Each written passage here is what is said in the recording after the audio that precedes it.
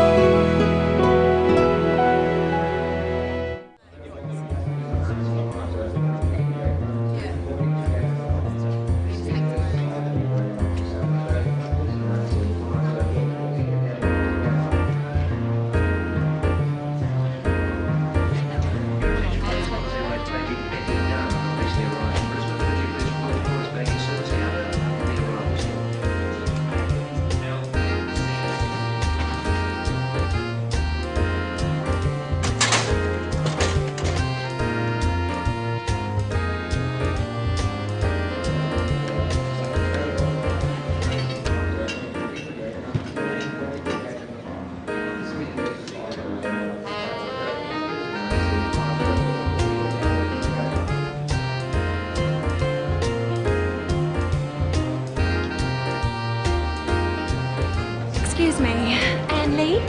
Yes, hello. I'm Sarah Taylor. I'm your new local buyer. Pleased to meet you. It's very kind of you to meet me. Oh, sorry, this is my husband, Mark. Good morning. How are you? Very well, thank you. How was your flight? Oh, actually, I'm a bit tired. It was a very long flight. Let's get your bags.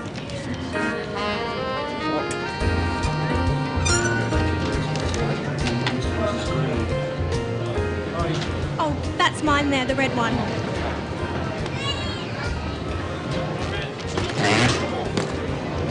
It's Emily. Sorry. Don't worry, Mark's strong, aren't you, dear? No worries. Come on, let's go to the hotel.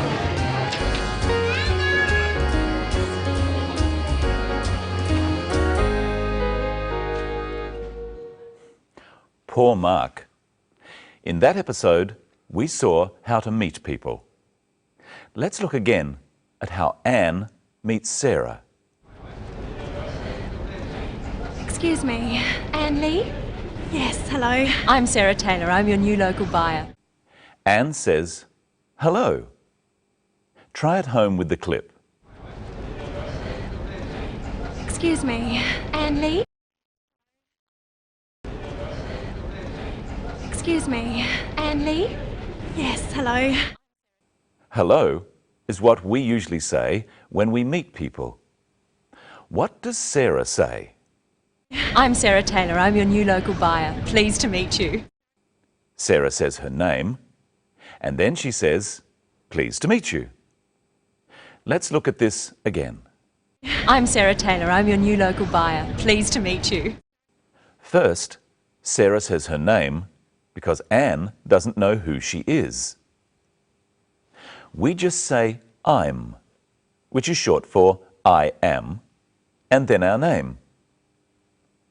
In English, we say our family name last. Sarah's family name is Taylor. So she says, I'm Sarah Taylor. This is formal English. You can just say your first name. So Sarah could say, I'm Sarah. My name is Brenton Whittle. So I would say, hello, I'm Brenton Whittle. Now, you try introducing yourself. Say your name. Hello, I'm... Sarah says something else. Watch again. I'm Sarah Taylor. I'm your new local buyer. Pleased to meet you. She says, pleased to meet you. This is another way of greeting someone. It's a formal way of greeting someone. Practice with the clip. Pleased to meet you. Usually, in Australia, we shake hands when we say, pleased to meet you. Here is another way of greeting someone. Look at the clip. Oh, sorry, this is my husband, Mark. Good morning. How are you? Very well, thank you. Sarah introduces her husband, Mark. Let's look again at what she says. Oh, sorry, this is my husband, Mark. She says, "This is my husband, Mark."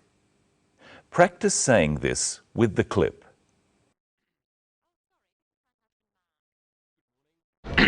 Oh, sorry, this is my husband, Mark. Now look at how Mark greets Anne. Good morning. How are you? Very well, thank you. How are you is a very common way of greeting someone. Sometimes we say, "How are you going?" Anne says, "Very well, thank you." Practice saying both of these phrases with the clip. How are you? Very well, thank you. There's one more way of saying hello. Let's look. Good morning. How are you? Very well, thank you. Mark says, "Good morning." Of course, you can only say good morning in the morning. Try with the clip. Good morning. Let's look at how English works. English is made up of sentences. Let's look at sentences. Firstly, let's listen to Sarah. I'm Sarah Taylor. I'm your new local buyer. Pleased to meet you. I'm is a way of saying I am. The word I is called the subject of the sentence. It comes first. Am is called a verb. It comes next. And her name, Sarah Taylor, is called the object. It comes after the verb. Many sentences have this pattern. Let's look at another one. Oh, sorry, this is my husband, Mark. Can you work out what is the subject, the verb, and the object of this sentence? That's right. The word this is the subject, is the verb, and my husband is the object. And this is Michelle Crowden. Hello, Michelle. How are you today? Hello, Brenton. I'm good, thanks. How are you? I'm very well. Now, what have you got there? I have some hats. Well, what are you doing with the hats? I'll show you. But first, let's look at the scene again. Anne is collecting her luggage. Oh, that's mine, the red one.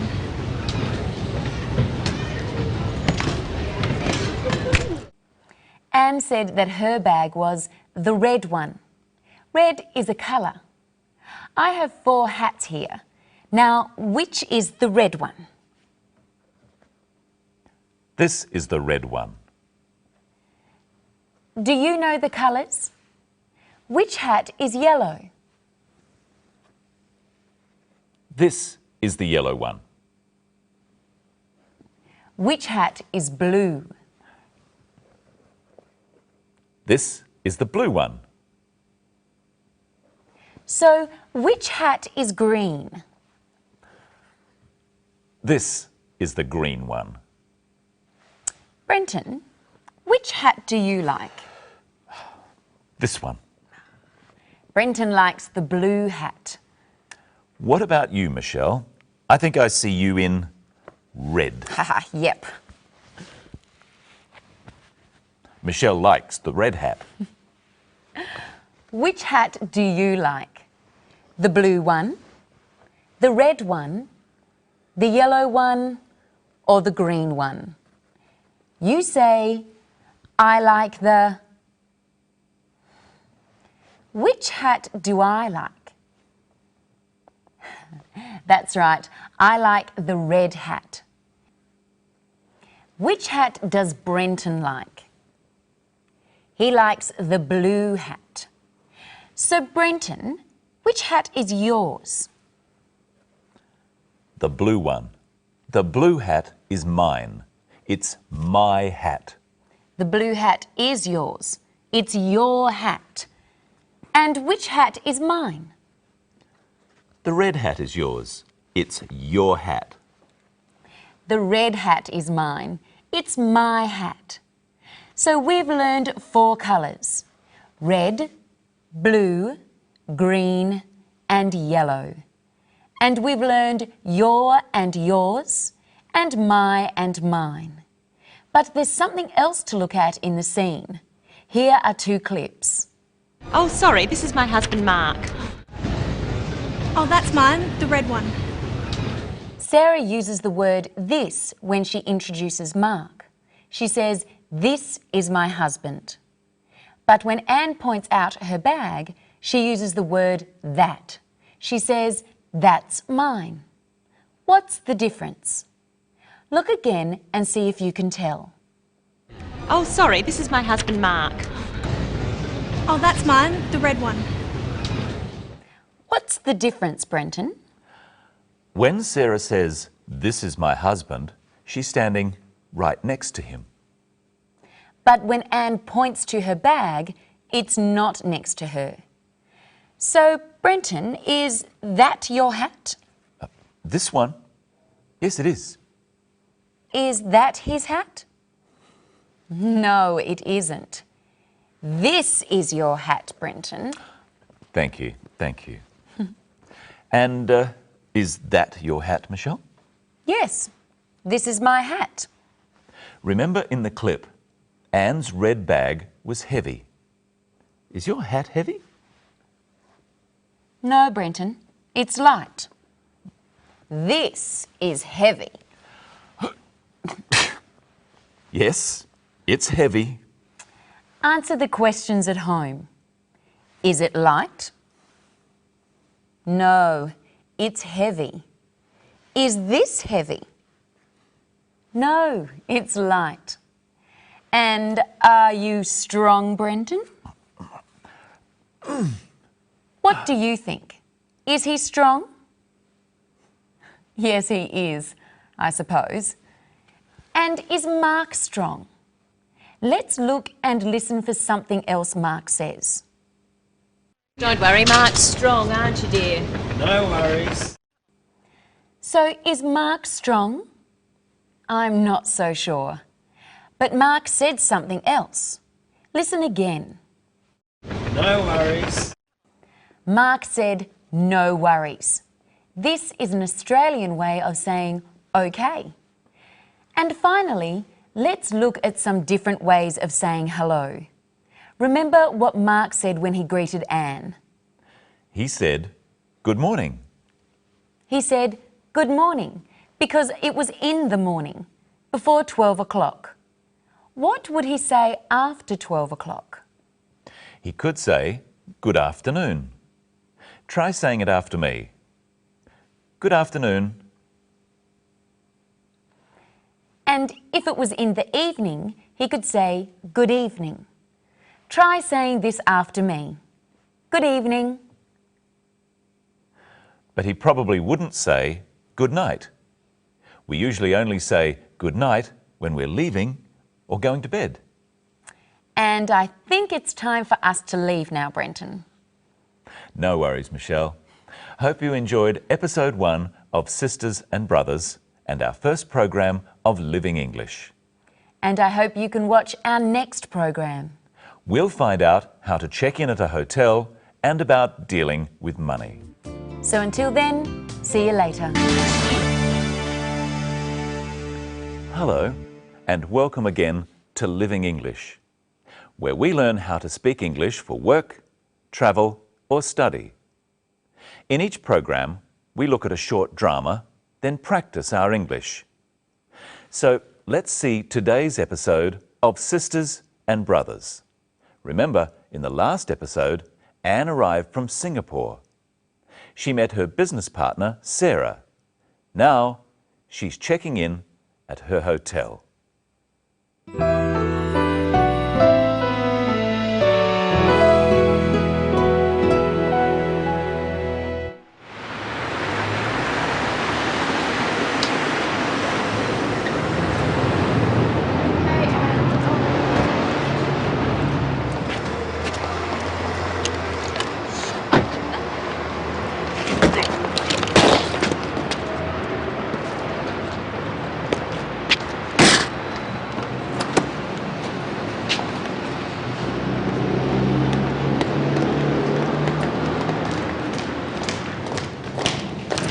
Thank you very much for picking me up. You're very welcome. You'll be all right here? Thanks, I'll be fine. And thank you, Mark, for helping with my heavy bag. Oh, don't mention it. All right then. Nice to meet you finally. I'll ring you tomorrow. Nice to meet you too. Goodbye. Good morning. Would you like to check in? Yes, please. And your name? Anne Lee? Yes. Could you just fill this out, please? How long will you be staying? 2 weeks. Are you here on business? Mainly business. Will you need a hire car? No, thank you. And will you need a map of the city? Maybe later. And will you want a newspaper in the morning? No, thank you. Okay. And how will you be paying, Ms. Lee? Credit card. Thank you. Okay. And here's your key. That's room 309. Enjoy your stay, Ms. Lee. Thank you. I hope I will.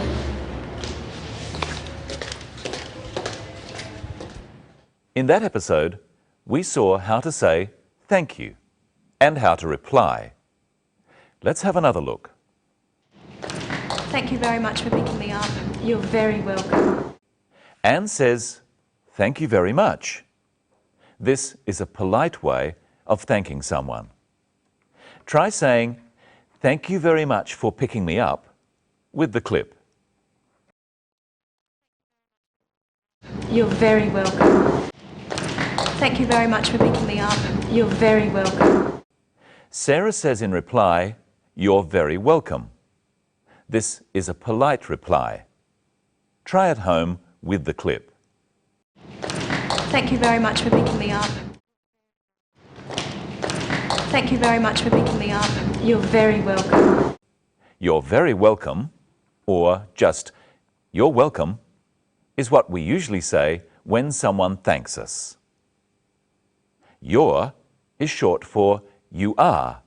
You are welcome. Now listen for how Anne says thank you to Mark. And thank you, Mark, for helping with my heavy bag. Oh, She just says thank you. There's another way of saying thank you for everyday things. Listen carefully. You'll be all right here? Thanks, I'll be fine. Anne said thanks to a polite question. For small things like this, we just say thanks. In our next clip, listen for what Mark replies when Anne says thank you. And thank you, Mark, for helping with my heavy bag. oh, don't mention it. Mark says, don't mention it. He's politely saying that Anne doesn't need to say thank you. Don't is a way of saying do not, and mention means say. Now try saying it yourself. And thank you, Mark, for helping with my heavy bag. Oh, And thank you, Mark, for helping with my heavy bag. oh, don't mention it. In that episode, we also saw how to say goodbye. Nice to meet you too. Goodbye. She says goodbye as she leaves. It's a formal way of saying that you are going. Practice saying goodbye with the clip. Nice to meet you too. Nice to meet you too. Goodbye. When you get to know someone a little better, you can say see you later. Practice saying this after me. See you later. See you later. Now, let's look at how to ask questions about what you're going to do. How long will you be staying? 2 weeks. How long will you be staying? We use the word will to ask about the future. Now listen to another question that uses will to ask about the future. Listen carefully. The hotel clerk speaks very fast. And will you want a newspaper in the morning? Here's another question from the clerk. And will you need a map of the city? And here's another one. Will you need a hire car? All these questions are about what Anne will do in the future. They ask about her plans. They ask about what she intends to do or what she is going to do. For example, the question, will you need a hire car is asking about the future, about what Anne might need in the next few days. Now listen carefully in our next clip for another use of will to ask about the future. Thank you very much for picking me up. You're very welcome. You'll be all right here? Will you be all right here? Sarah wants to know how Anne will be in the next few days while she is staying at the hotel. In the next clip, see how the word will is used when you are not asking a question. And here's your key. That's room 309. Enjoy your stay, Ms. Lee. Thank you. I hope I will. Anne replies, I hope I will, to the clerk, telling her to enjoy her stay at the hotel. She hopes that in the future she will enjoy staying at the hotel. If you are not asking a question, you use the word will after words such as she. She will need a hire car. I will need a hire car. And you will need a hire car. These sorts of words, I, she, you, are called pronouns. We use will before pronouns in questions. So if I say, will you need a hire car? It's a question. Listen to the difference. Will you need a hire car? You will need a hire car. Can you tell which one of these is a question? Will you enjoy your stay? Or, you will enjoy your stay. Will comes before you, so will you enjoy your stay is a question. It's asking about something in the future. When will comes after you are just saying what you think is going to happen. You will enjoy your stay. And here is Michelle. Hello, Michelle. How are you? I'm fine, thanks, Brenton. Hello, everyone. What will we talk about today? We'll talk about how to pay for things and more about the word will. Now, Brenton, you're going on a holiday to Fiji. I am? Let's pretend. I've brought some things here. Ask me if you'll need them, and you ask at home too, using will I need. Remember, it's hot in Fiji and there's lots of beaches. All right. Sunscreen. Will I need sunscreen? What do you think? Yes, you will. Traveller's checks. Will I need traveller's checks? Yes, you will. Sunglasses. Will I need sunglasses? Yes, you will. Teddy bear. Will I need a teddy bear? No, you won't. I might. Now you answer the questions. Will he need sunscreen? Yes, he will. Will he need sunglasses? Yes, he will. Will he need a teddy bear? No, he won't. Oh. Now, let's look at the scene where Anne pays for her hotel room. How does she pay? And how will you be paying, Ms. Lee? Credit card. Anne pays by credit card. How else can you pay for things? Well, you can pay in cash. So we say you pay by credit card or in cash. How else can you pay? Well, you can often pay by EFTPOS. EFTPOS stands for Electronic Funds Transfer at Point of Sale. You use your ATM card for this. And you can pay by cheque. In America, it's spelled differently. So we say you can pay in cash, by credit card, by EFTPOS, or by cheque. Practice saying by credit card with the clip. And how will you be paying, Ms. Lee? And how will you be paying, Ms. Lee? Credit card. Did you hear what the clerk called Anne Lee in that clip? Listen again. And how will you be paying, Ms. Lee? Credit card. She used her formal title, Ms. Lee. What's your formal title, Brenton? My formal title is Mr. Whittle. Men are called Mr. We say Mr. before our last name. My full name is Brenton Whittle, so I'm Mr. Whittle. So the Mark Taylor in our film is Mr. Taylor. Yes. And are you Ms. Crowden?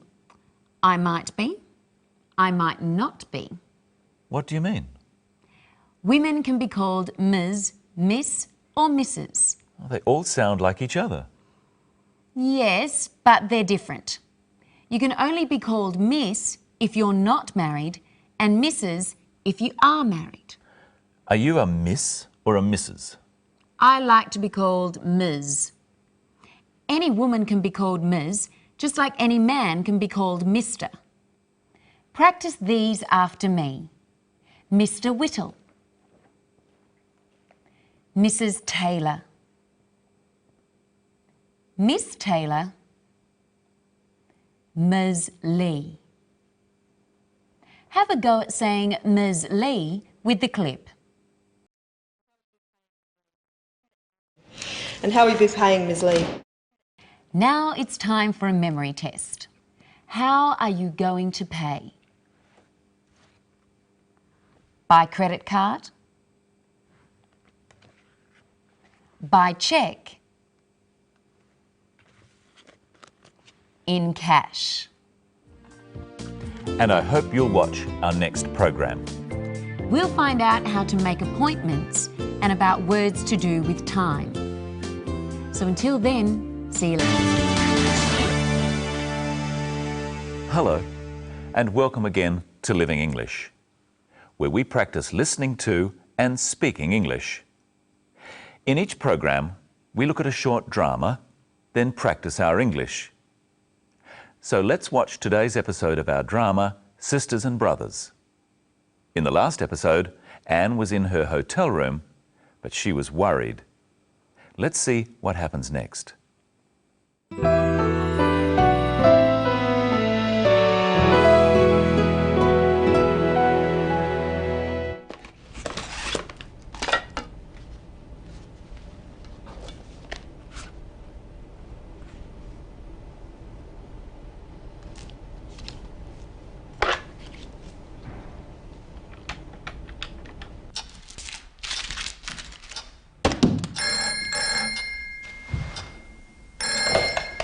Hello? Barber's Private Investigation. John Barber speaking. Hello. Can you find missing people? Sometimes we can. Have you lost somebody? Yes. Perhaps you'd like to tell me about it. Can I make an appointment, please? When would you like to come in? Is tomorrow okay? Let's see. Yes, I can see you at 10 o'clock. Will that suit you? Okay, thank you. 23 Mitchell Street, is that right? That's right, second floor. Okay. See you then.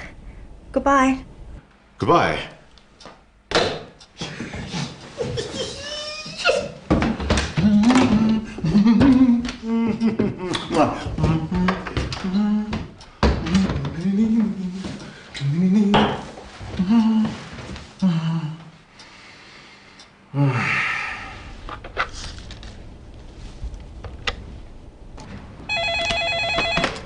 Hello? Hello, reception. What time is it, please? It's 5 o'clock. And what time do you serve dinner? The restaurant opens in an hour and dinner is served between 6 and 9 p.m. And breakfast? Breakfast is served between 7 and 9:30 a.m, ma'am. Thank you. You're welcome.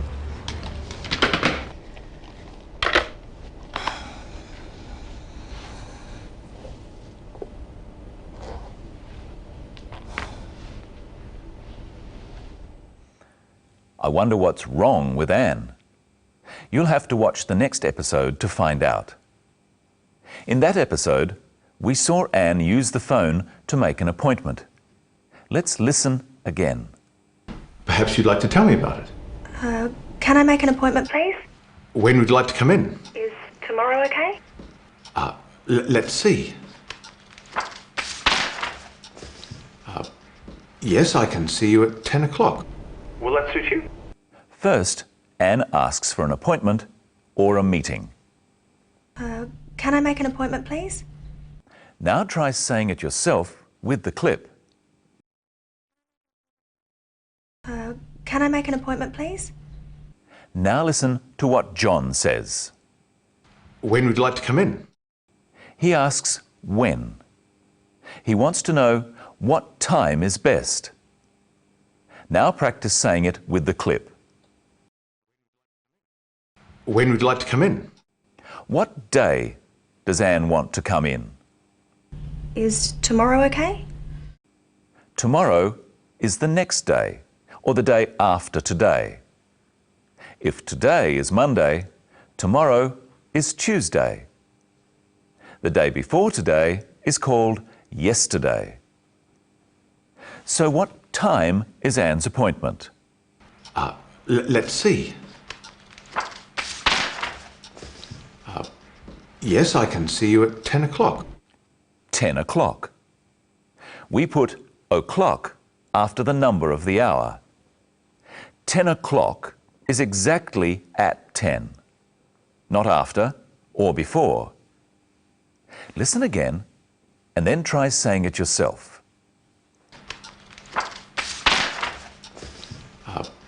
Yes, I can see you at 10 o'clock.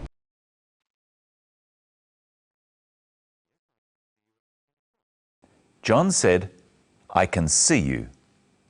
He can see Anne tomorrow because he has that time free. He's not doing anything else. Notice also that we say at before a time. But where will the appointment be? 23 Mitchell Street, is that right?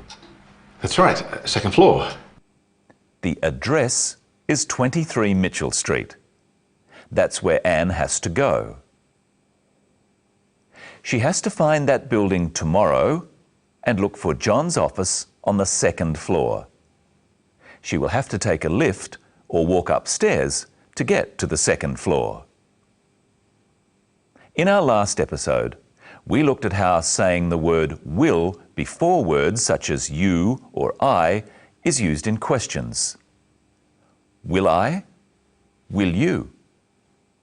This week, the word can was said before I and you to make questions. Can I? Can you? Listen for the words can you in this clip. Hello. Can you find missing people? Saying can before you makes a question. Listen now for can used before the word I. Can I make an appointment, please? So which one of these is a question? Can comes before the word I. Can I make an appointment is a question. Say it at home. Notice also the way we say it. Can I make an appointment? I can make an appointment is saying that I'm able to make an appointment. Try saying it at home. I can make an appointment. Now listen for can being used after I in the same way here. Yes, I can see you at 10 o'clock. Will that suit you? John says, I can see you at 10 o'clock. He asks another question. He asks, will that suit you? He means, is that time all right for you as well? Anne agrees that 10 o'clock is the best time. Listen to how she agrees. I'll see you then. Goodbye. Anne said, I'll see you then. We say then for any time that is not now. 10 o'clock tomorrow is in the future. Remember from our previous episode that we use the word will to talk about the future. Anne used the quick way of saying I will. I'll. Practice saying I'll see you then with the clip. I'll see you then. And you can see Michelle right now. Hello, Michelle. Hello, Brenton. Hello, everyone. What will we look at today? We'll look at words to do with time and clocks, like these. First, let's listen to the clerk telling Anne what time it is. Hello. Hello, reception. What time is it, please? It's 5 o'clock. She says that the time is 5 o'clock, so it's exactly 5. Not before 5 and not after 5. What time is it in the studio, Brenton? It's 8:30. Half of what? Half of 1 hour. An hour is 60 minutes, so half an hour is 30 minutes. 30 minutes past 8 o'clock. 8:30 is the same as 8:30. Let's go back to our story. Remember that Anne has found out that it's 5 o'clock. What time is dinner? The restaurant opens in an hour and dinner is served between 6 and 9 p.m. In an hour means 1 hour from now. 1 hour in the future. Practice this. You could say, I'll see you in 5 minutes. 2 days. I'll see you in 2 days. A week. I'll see you in a week. They all mean I'll see you in the future. In 5 minutes, 2 days, or a week from now. So if it's 5 o'clock now and the restaurant opens in an hour, what time does the restaurant open? It opens at 6 o'clock. Now here's another question. What time is the restaurant open until? Listen again. Dinner is served between 6 and 9 p.m. If dinner is served between 6 and 9, then it is served until 9 p.m. And when is dinner served from? Dinner is served between 6 and 9 p.m. So they start serving dinner at 6. Dinner is served from 6 until 9. What about breakfast? Breakfast is served between 7 and 9:30 a.m, ma'am. She said breakfast is served between 7 a.m. and 9:30 a.m. So what time is breakfast served from? Breakfast is served from 7 a.m. They start serving breakfast at 7 a.m. And what time do they finish serving breakfast? They serve breakfast until 9:30 a.m. So they finish serving breakfast at 9:30 or 9:30. Of course, we know it's the morning because they are serving breakfast.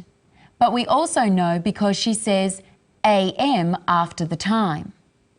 We say a.m. for times between midnight and midday.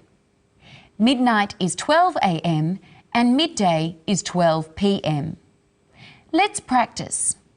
Use a.m. or p.m. with these times. 1 o'clock in the morning is 1 a.m. 4 o'clock in the afternoon is 4 p.m. Let's do some more times on the clock. What time is this, Brenton?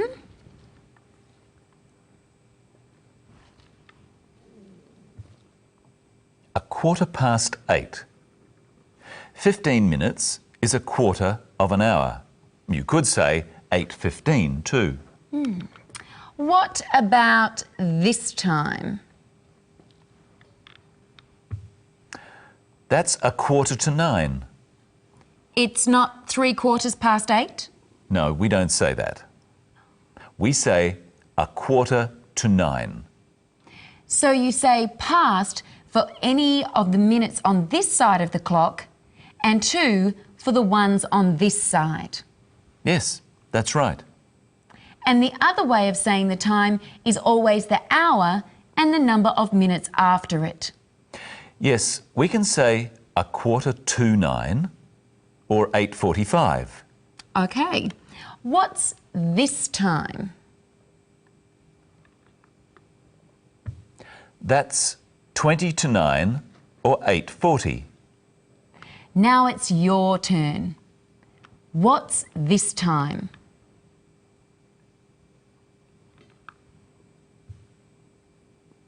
It's 10 to 9 or 8:50. What's this time?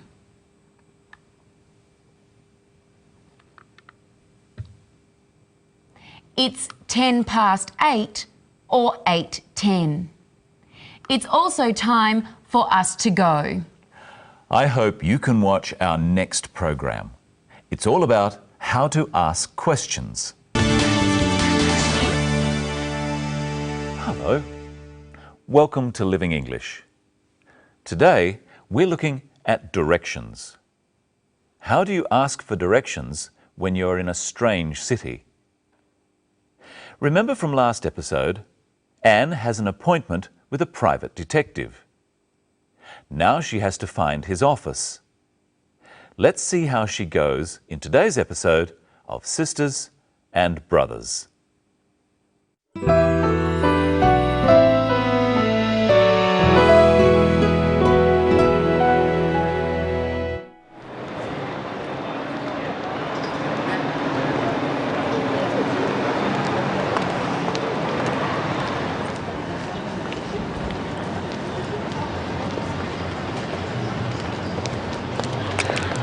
Excuse me, Yes, could you tell me how to get to Mitchell Street? yes, you're going the wrong way. You need to go straight along here, past the silver balls, turn left, and it's the second on the right, opposite the town hall. Thank you very much. You're welcome.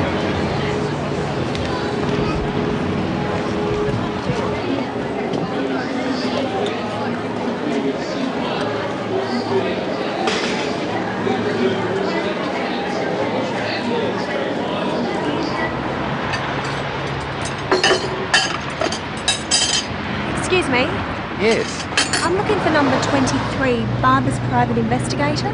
over there, next to the trees. Oh, thank you. Good luck. You'll need it.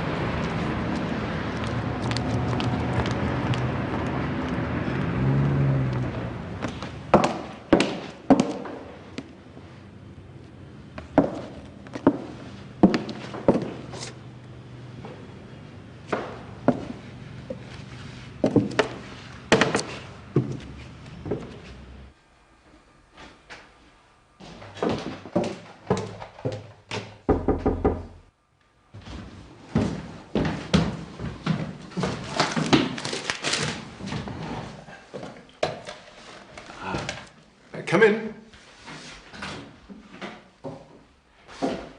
Sorry. Yes, any time. Oh, yes, usual rates. Must go now. Right. Goodbye, Ms. Roberts. Julia. Bye. Mr. Barber?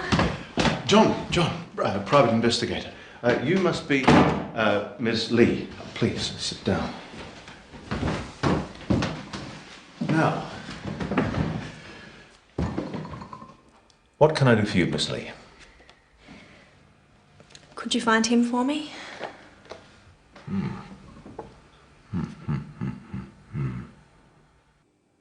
Who's the man in the photograph? We'll find out in the next episode. But first, let's look again at how Anne asks for directions. Excuse me, Oh, yes. could you tell me how to get to Mitchell Street? Anne says, "Excuse me." This is polite because the woman is a stranger. Let's practice that. Make sure you say excuse and not "scuse." Excuse me. How does Anne ask for directions? Could you tell me how to get to Mitchell Street? Anne asks politely for directions. She says, "Could you tell me how to get to where she wants to go?" Let's try at home with some different places. First, Smith Street. Ask how to get to Smith Street.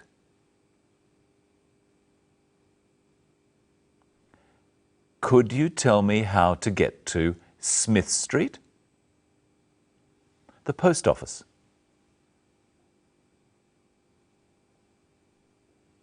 Could you tell me how to get to the post office?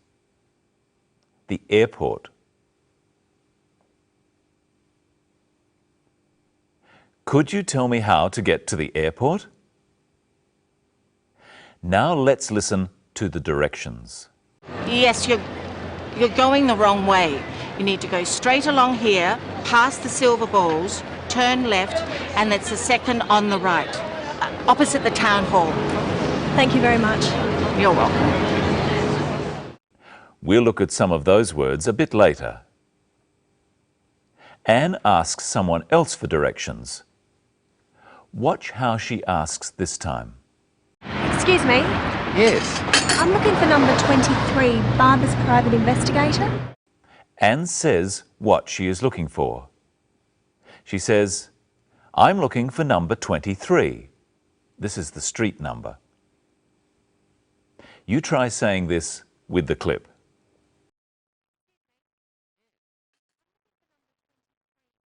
Excuse me. Yes. I'm looking for number 23. Anne is talking about what she is doing now. She is looking for something. I'm looking for is short for I am looking for.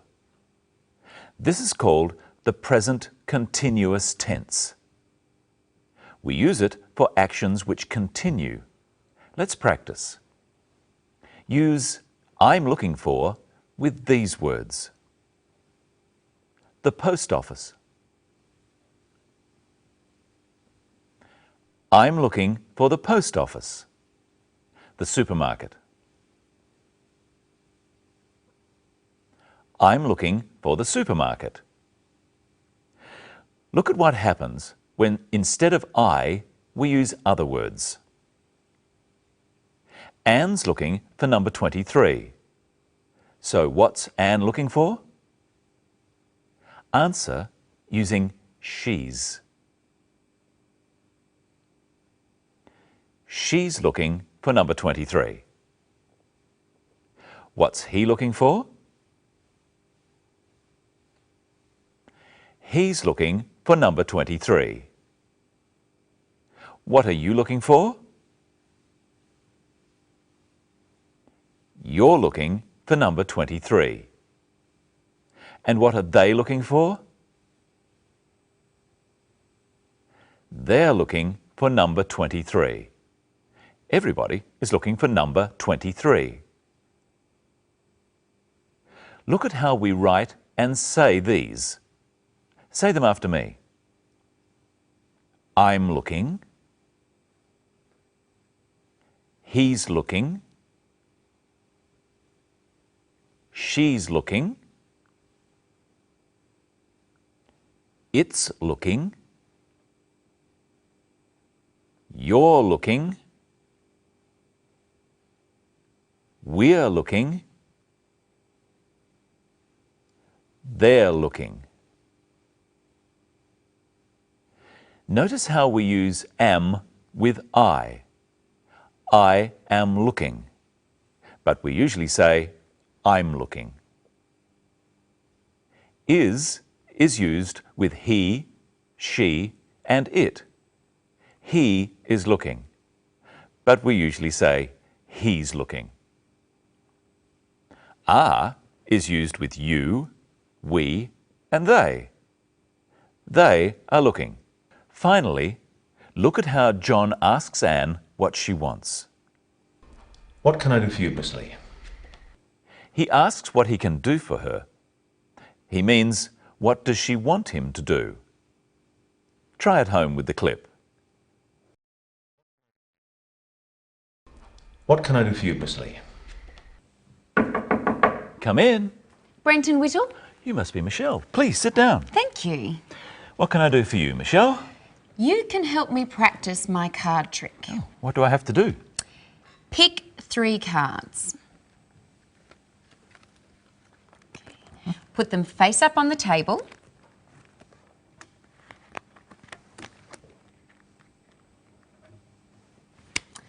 So we have an ace, a queen, and a 10. Where's the queen? In the middle. The queen is in the middle. Where's the ace? On the left. The ace is on the left. And where's the 10? On the right. The 10 is on the right. Now, you try at home. I'll just mix them around a bit.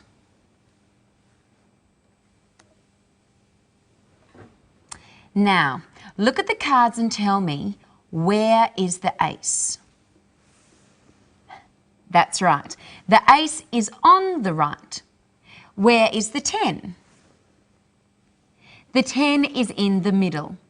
And where is the queen? The queen is on the left. Now, Brenton, I'm going to turn the cards face down and we'll see if you can remember where the queen is.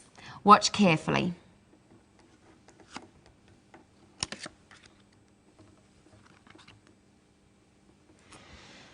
Now, where's the queen? What do you think? Is it on the left, on the right, or in the middle? I think it's on the left. Let's have a look. Oh, no, that's the 10. I think the queen is in the middle. Sorry. Let's look again at our episode of Sisters and Brothers and see how many words you can hear describing where things are. You need to go straight along here, past the silver balls, turn left, and it's the second on the right, opposite the town hall. The woman tells Anne to go straight along, that is, don't turn. Then she says it's past the silver balls.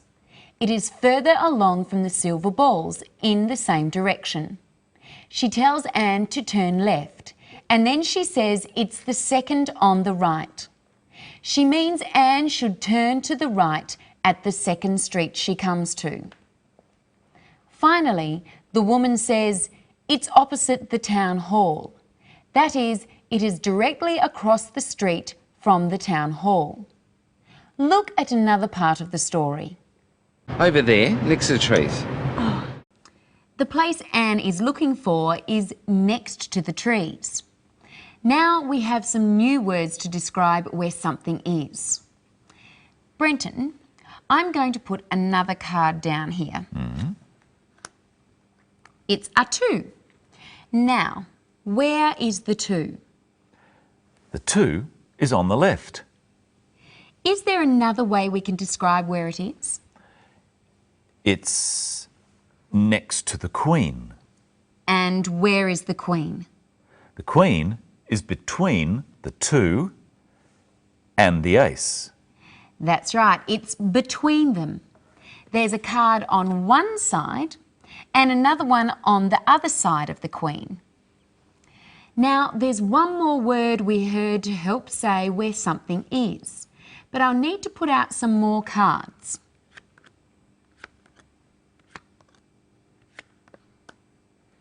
Now, Brenton, how would you describe where the queen is now? Well, it's between the ace and the 2, but it's also opposite the 4. Goodbye till next time. See you later. Hello, welcome to Living English. How do you ask people about themselves? That's what we are looking at today in Living English. Yesterday, in Sisters and Brothers, Anne was looking for the office of John Barber, private investigator. Today, let's find out what happens when she meets him. Here's Sisters and Brothers.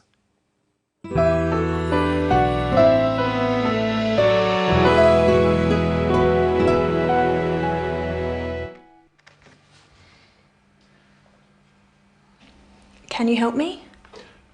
Well, I'll try. Now, tell me about your brother, Miss Lee. How old is he? He's 23. Well, that would make him your younger brother. What's his name? David. And what does he do? He's a student. Or he was a student. I don't know where he is. How tall is he? About 175 centimetres. And does he speak English? Yes, he speaks English and Chinese. Mr. Barber, can you find him?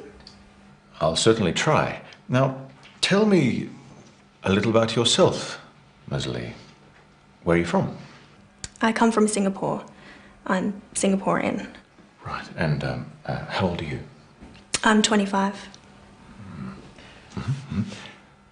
What do you do? I import wine. I'm a businesswoman. I work in my family's business. Are you married? No, I'm single. And do you have a boyfriend? Pardon?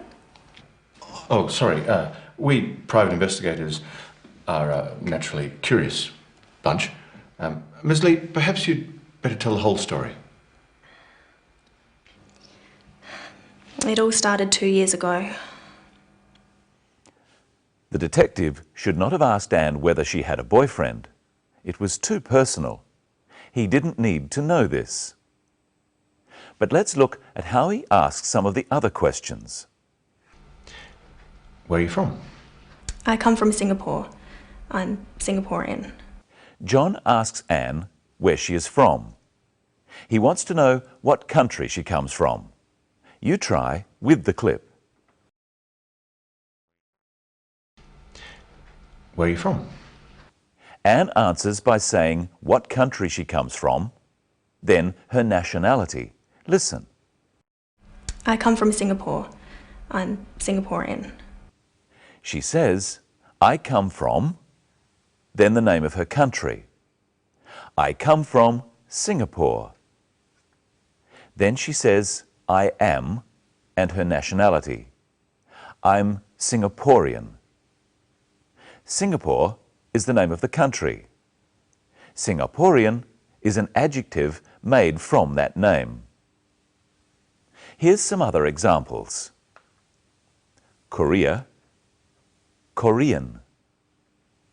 Japan, Japanese. Thailand, Thai. China, Chinese. The Philippines, Filipino. Indonesia, Indonesian. Malaysia, Malaysian. Vietnam, Vietnamese. And of course, there are many others. Practice at home using the name of your country and nationality. I come from. I'm. Now let's look at how John asks about age. How old are you? I'm 25. You try asking the question with John. How old are you? Anne answers by saying her age. Listen again. I'm 25. Now, I'll ask how old you are, and you answer with your age. First, let's review the numbers. 1, 2, 3, 4, 5, 6, 7, 8, 9, 10, 11, 12, 13, 14, 15, 16, 17, 18, 19, 20. Now let's review the rest of the tens. 30, 40, 50, 60, 70, 80, 90, 100. And I don't think many of you are over 100 years. So how old are you? I'm... Really? John also asks about Anne's brother's age. Now, tell me about your brother, Miss Lee. How old is he? He's 23. Now practice with the clip, asking, how old is he?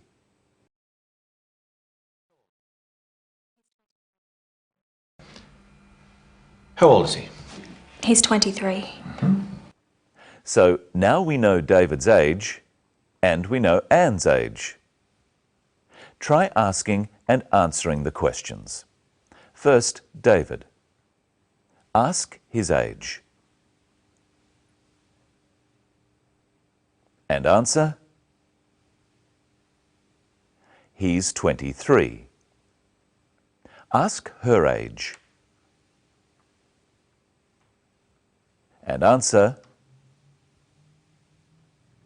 She's 25. And how old are you again? That's right, I remember. Let's look at some of the other questions John asks. What's his name? David. And what does he do? He's a student. Now you try. First, ask his name. What's his name? Now ask what he does. He's a student. And what does he do? He's a student. Here's some other questions about David. How tall is he? About 175 centimetres. And does he speak English? Yes, he speaks English and Chinese. Now you try at home. How tall is he? And does he speak English? John asks Anne some questions too. Watch. How old are you? I'm 25. What do you do? I import wine. I'm a businesswoman. I work in my family's business. Are you married? No, I'm single. Let's look at how we ask questions. John asks Anne if she is married. He asks, are you married? Anne isn't married, so she answers, no, I'm single. She could say, no, I'm not married. Or if she was married, she could say, yes, I am married. Yes, I'm married. Answer these questions about Anne. Is she married? No, she isn't. Is she Singaporean? Yes, she is. Is she a student? No, she isn't. What about David? Is he a student? Yes, he is. And now here's Michelle. Hello, Michelle. Hello, Brenton. Are you well? Yes, I am, thanks. What have you got there? We are going to find out some information about you. Remember in the story, John asked Anne this question. How tall is he? About 175 centimetres. So let's find out about Brenton. How tall is he?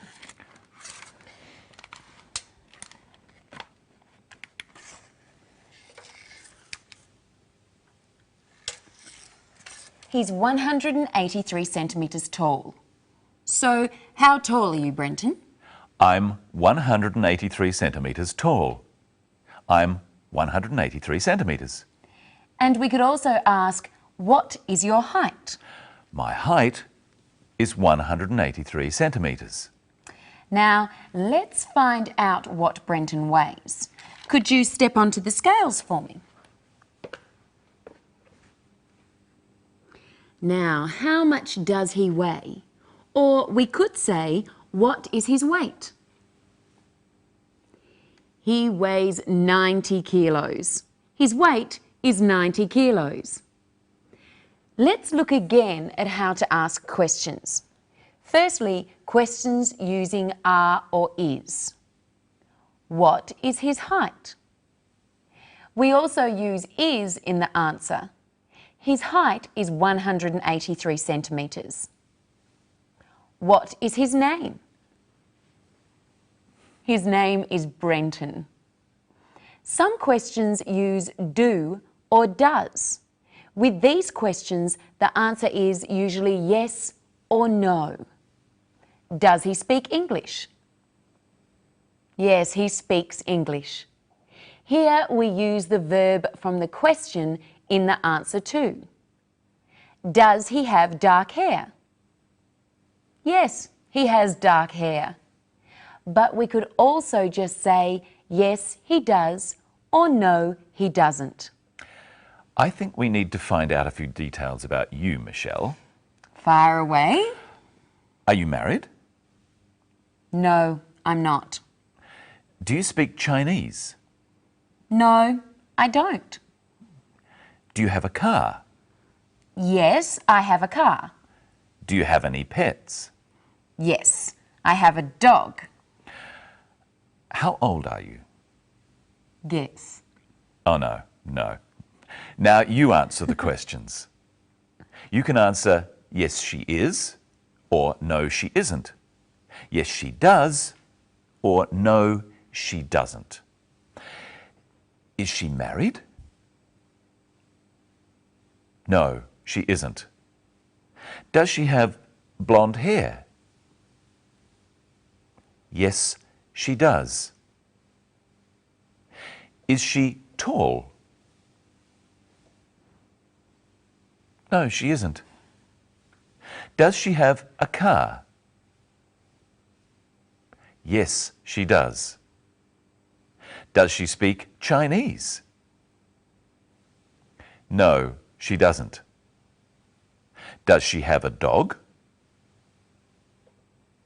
Yes, she does. What's its name? Its name is Buster. Buster. Well, that's all we've got time for today. Tomorrow, we'll be looking at how to talk about the past. And how to describe time in the past. Hello.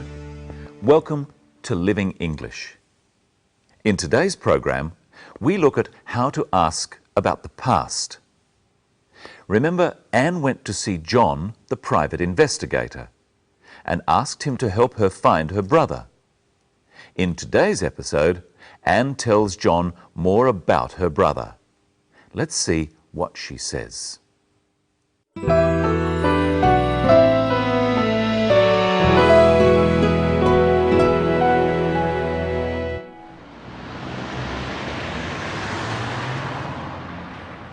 My brother David worked in the family business too, but he didn't like it. He wanted to try something different. So what happened? My parents agreed. They let him come to Australia to study. Where did he go? He came here, to Adelaide. He studied computer science. We thought he was happy. And then what happened? I don't know. He wrote every week and then the letters stopped. Do you know where he lived?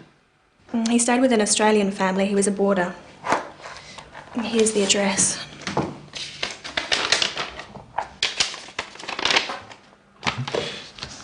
Did you phone them?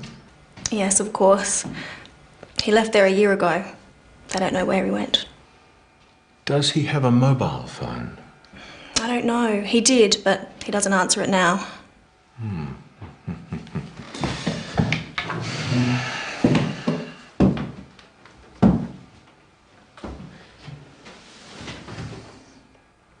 Don't worry, Miss Lee.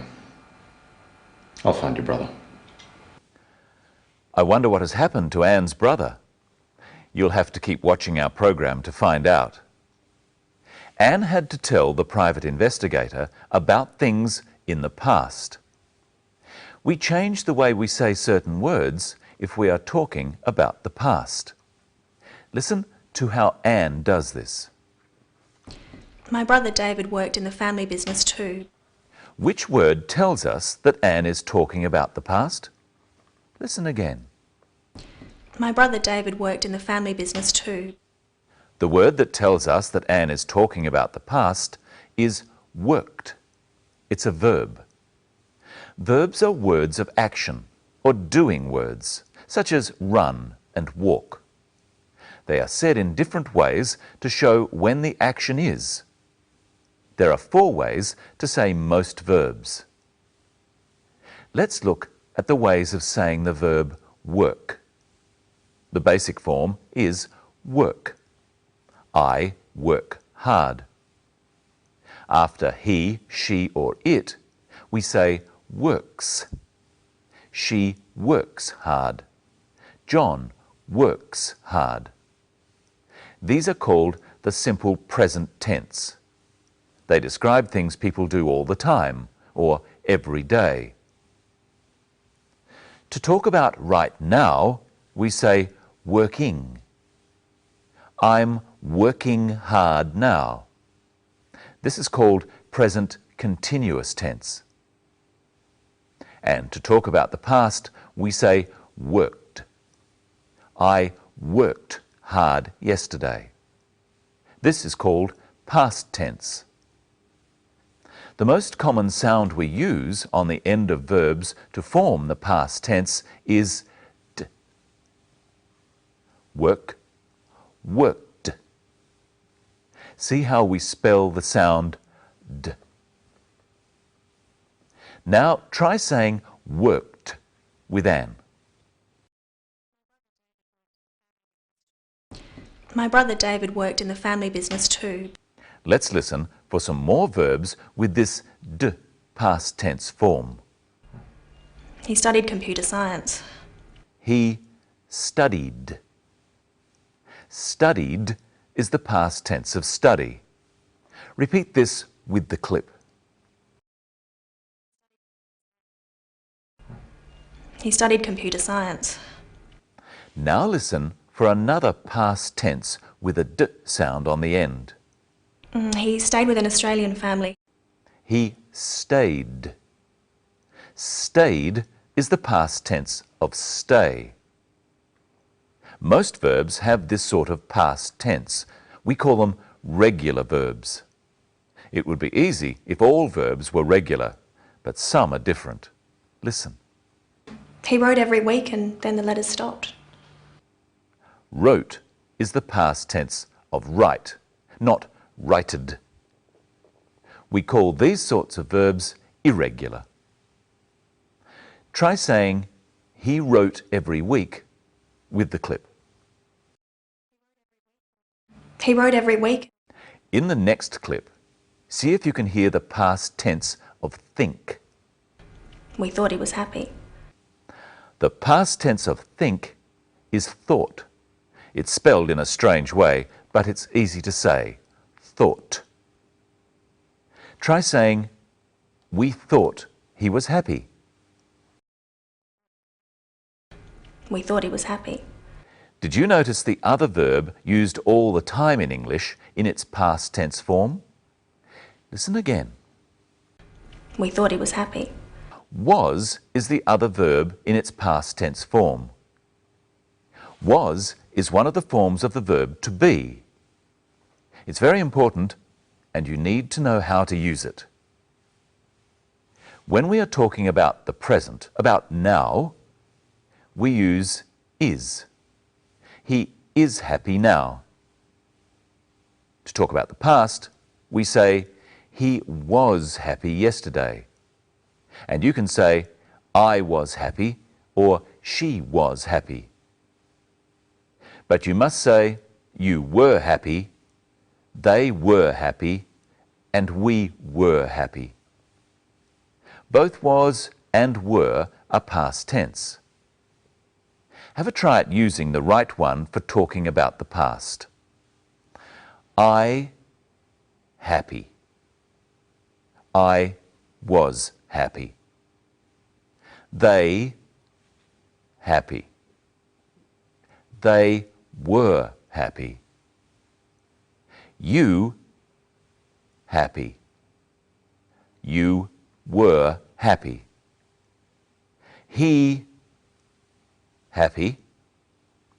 He was happy. It's time to say hello to Michelle. Hello, Michelle. Hello, Brenton. Hello, everyone. What are we going to do today? We're going to talk about the past. How to ask about the past and how to say things so that people know what time you are talking about. You can start by asking me about my past. Okay. You're very smart. Did you go to university? Yes, I did. I enjoyed university. I studied drama. It was fun. Now pretend that we've travelled back to the time I was at university and ask me about it.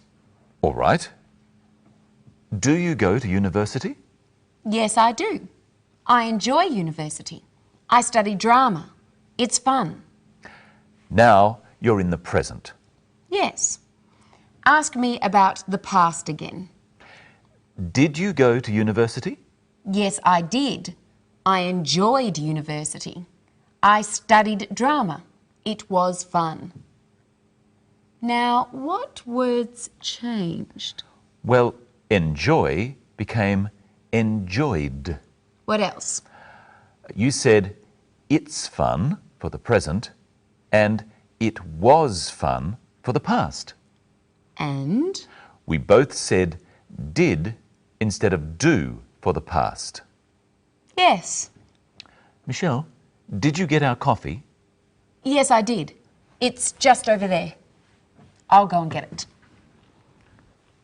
Now listen to John use the word did to ask about the past. Where did he go? He came here, to Adelaide. Sit down, Michelle. What did you just do? I sat down, like you said. Ah, so sat is the past tense of sit. Let's look at some more past tense words. First, stand, stood. Stand up, Brenton. What did he do? He stood up. Smile, smiled. Smile, Michelle. What did she do? She smiled. Go. Went. Go away, Brenton. Oh. What did he do? He went away. Come. Came. Come back, Brenton. What did he do? He came back. Catch, caught. Michelle, catch this. What did she do? She caught the ball. Let's see if you've been listening carefully. It's your turn to talk about the past. Try saying what happened using the past tense. Michelle down. Michelle sat down. Brenton up. Brenton stood up. Michelle smiled. Brenton away. Brenton went away. Yes, but I came back. We hope you enjoyed our trip into the past. We learnt how to use was and were and some of the ways that verbs are said in the past tense. In our next episode, we're going to go into the future and find out how to talk about things we want to happen. And as usual, we'll leave you with another look at today's episode of Sisters and Brothers. See if you can hear how many past tense verbs there are. How many are there? Well, there are more than 20. Good luck and see you next time. Bye.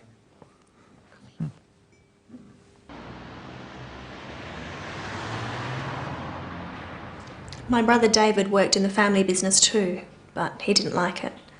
He wanted to try something different. So what happened? My parents agreed. They let him come to Australia to study. Where did he go? He came here, to Adelaide. He studied computer science. We thought he was happy. And then what happened? I don't know. He wrote every week and then the letters stopped. Do you know where he lived? He stayed with an Australian family. He was a boarder. Here's the address.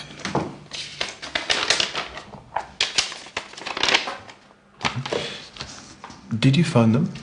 Yes, of course. He left there a year ago.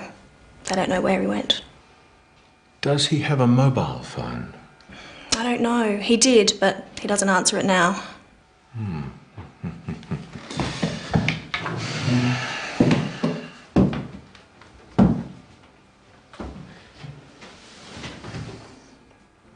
Don't worry, Miss Lee. I'll find your brother.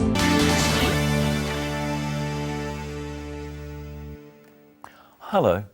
Welcome to Living English. In today's episode, we'll look at words you can use to make plans and invite someone to your house.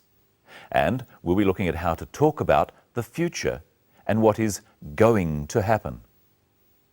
Remember in our last episode of Sisters and Brothers, Anne told John, the private detective, about what happened to her brother. Today, she is at Sarah's office. Here's Sisters and Brothers.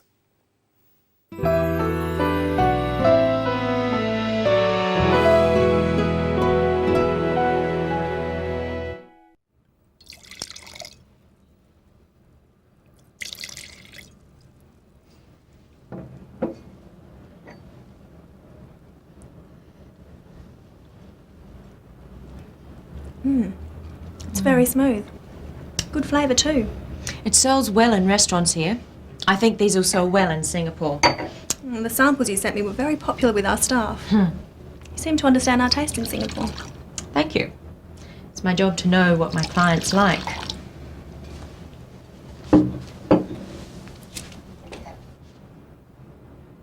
So, are you enjoying the city?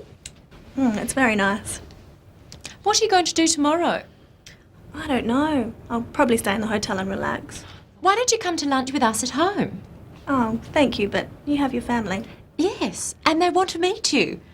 We're going to have roast chicken, traditional Aussie food. Sounds good. All right, I'll come. Great. What time? We eat at about 1 o'clock, so about 12:30. I'll show you the house. Okay, thank you. I'll get my brother to pick you up. No, that's okay. I'll get a taxi. All right then, that's settled.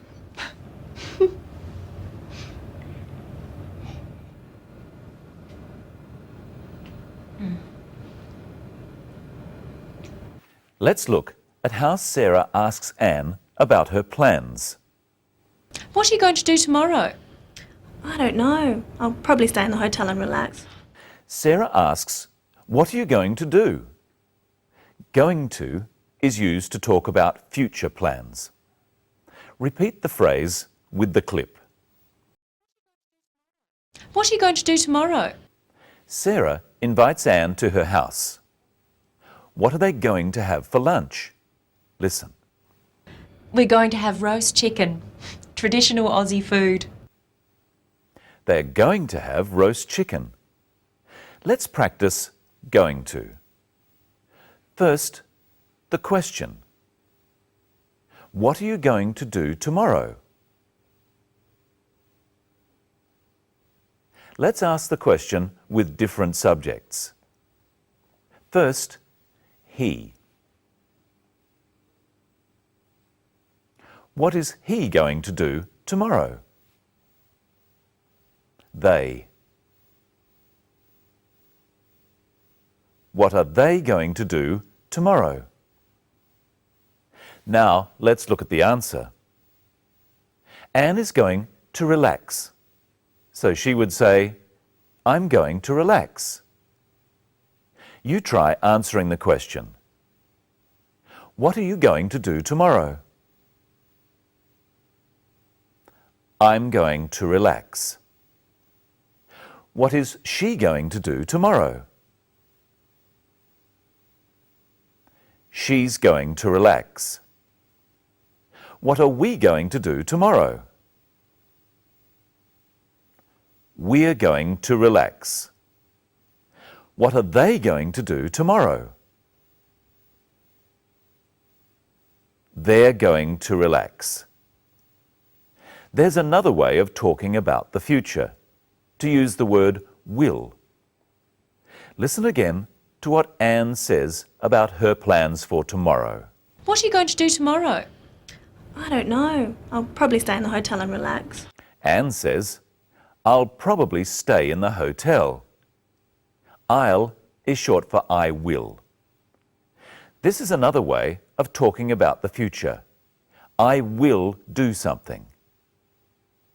Listen to see how many times you can hear I'll in this next clip. We're going to have roast chicken, traditional Aussie food. Sounds good. All right, I'll come. Great. What time? We eat at about 1 o'clock, so about 12:30. I'll show you the house. Okay, thank you. I'll get my brother to pick you up. No, that's okay. I'll get a taxi. So there were 4 wills. I'll come. I'll show you the house. I'll get my brother to pick you up. And I'll get a taxi. And as we've seen before on Living English, I will becomes I'll. So when do you use will and when do you use going to? Notice that all of these actions in the future are single actions. I'll get a taxi. I'll show you the house. We use will for a definite single action in the future. We use going to for less definite or longer actions. What are you going to do tomorrow? Now, let's look at how Sarah invites Anne to her house. Why don't you come to lunch with us at home? She says, why don't you come to lunch? She doesn't really want to know why Anne doesn't come. She wants Anne to come. She is inviting her to come.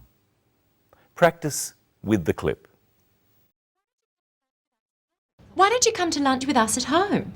Now try asking with some different invitations, such as, come to dinner. Why don't you come to dinner? Try this chicken. Why don't you try this chicken? Go home. Why don't you go home? Ring me tomorrow. Why don't you ring me tomorrow? All of these are examples of making a suggestion. So if I say, why don't you ring me tomorrow, I want you to ring me tomorrow. I'll ring you tomorrow if you like. Hello, Michelle. Hello. What are we going to talk about today? Well, I've brought my calendar so we can talk about days in the future. First, let's review the days of the week. You say them at home too. Monday, Tuesday, Wednesday, Thursday, Friday, Saturday, Sunday. Brenton, we need to make an appointment to discuss the program. When can we meet? When are you free? Well, I'm free today after this. No, I'm seeing a friend today. What about tomorrow? I'm busy tomorrow, I'm working. What about Wednesday? I'm sorry. I'm going out on Wednesday. What about Saturday? Oh no, on Saturday I'm going to do the shopping. Well, we can't meet this week. What about next week? Well, I'm very busy next week, but I can see you on Monday. Monday it is. It's Monday today, so I'll see you next Monday. Next Monday in a week's time. What time? How about 10 o'clock? Okay, I'll see you at 10 o'clock next Monday morning. That was very difficult. Let's look at how we talk about future dates. First, today. You would say, I'll see you today, or I'll see you later today. If it was in the afternoon, we could say, I'll see you this afternoon. Or if it was in the evening, I'll see you this evening. Let's say today is Monday. If I can see you on Tuesday, I would say, I'll see you tomorrow. If I can see you on Wednesday, I could say, I'll see you the day after tomorrow. Or I could just say, I'll see you on Wednesday. We use on before the name of any day. And notice how the days have a capital letter. If our appointment is in the week we are in now, I would call it this week. But if it's next week, then I say, I'll see you next week. The same goes for the month. This month is the month that is happening now. Next month is the month after. Or the year. This year, next year. And if I want to say a particular month, I use in. I'll see you in July. I'll see you in December.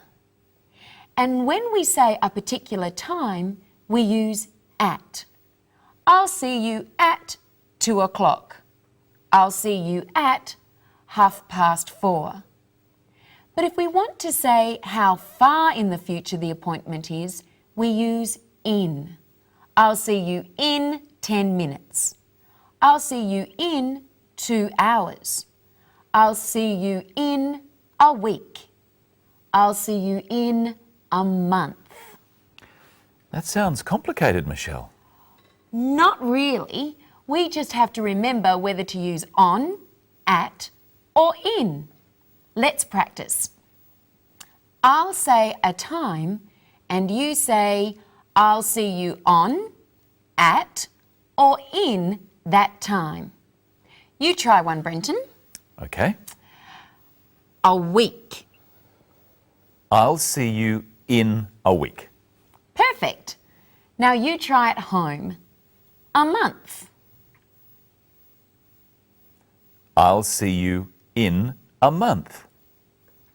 6 o'clock.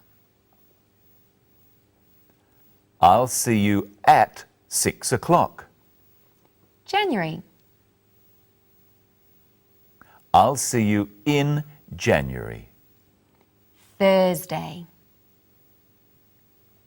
I'll see you on Thursday. 2 years. I'll see you in 2 years. This afternoon. I'll see you this afternoon. That was a trick one. Remember, we can also use this before the words morning, afternoon, evening, week, month, or year. We can say this year or next year, this week or next week, and so on. And that's about all we have today, Brenton. But before we see the story again, there's one thing that I don't understand. Well, what's that, Michelle? Let's watch the end of the clip. I'll get my brother to pick you up. No, that's okay. I'll get a taxi. All right then, but settled. Why does Sarah want her brother to pick Anne up? Can't she walk? No, Michelle, he isn't really going to carry her. To pick someone up is to give them a lift in your car. Oh. Are you going to pick me up for our meeting? No? Oh. That's all we have time for today. We'll see you next time when Anne goes to lunch at Sarah's house. And we meet Sarah's brother. Hope you can watch then, and I'll see you on Monday. At 10 o'clock. Goodbye.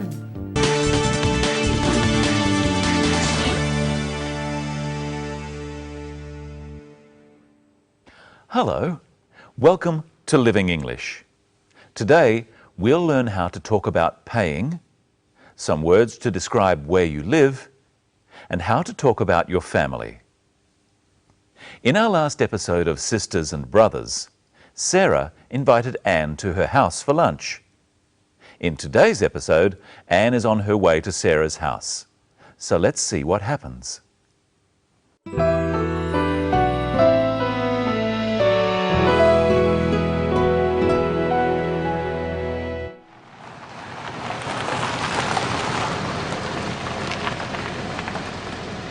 Here we are. How much is that? That will be $17.50, thanks, love. Keep the change. Thank you. Have a nice day. Thank you.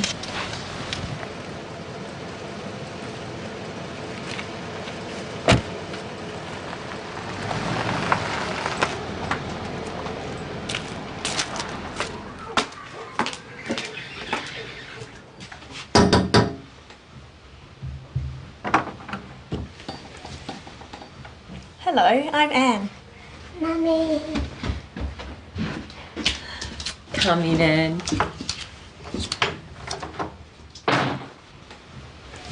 What a beautiful house. It's been a lot of work, but we're getting there.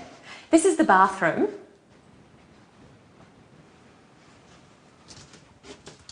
This is my daughter's bedroom. And here's the kitchen. Anne's here. You've met my daughter Louise. Hello, Louise. I'm helping. Yes, I see.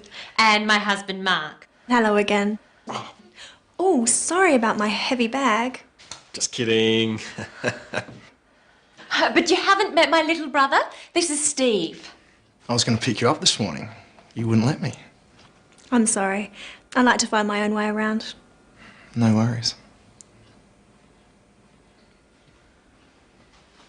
Maybe another time. Yes, maybe. Come on, let's go outside.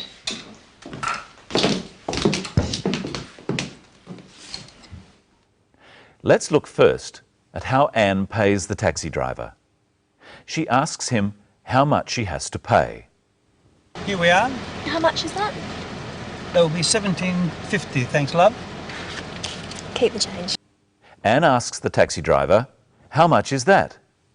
You can ask this way about anything you want to buy. Practice with the clip. Here we are. How much is that? The taxi driver tells Anne how much she has to pay. This is the price. For a taxi or bus ticket, this is called the fare. What is the fare for the taxi? Listen again. How much is that?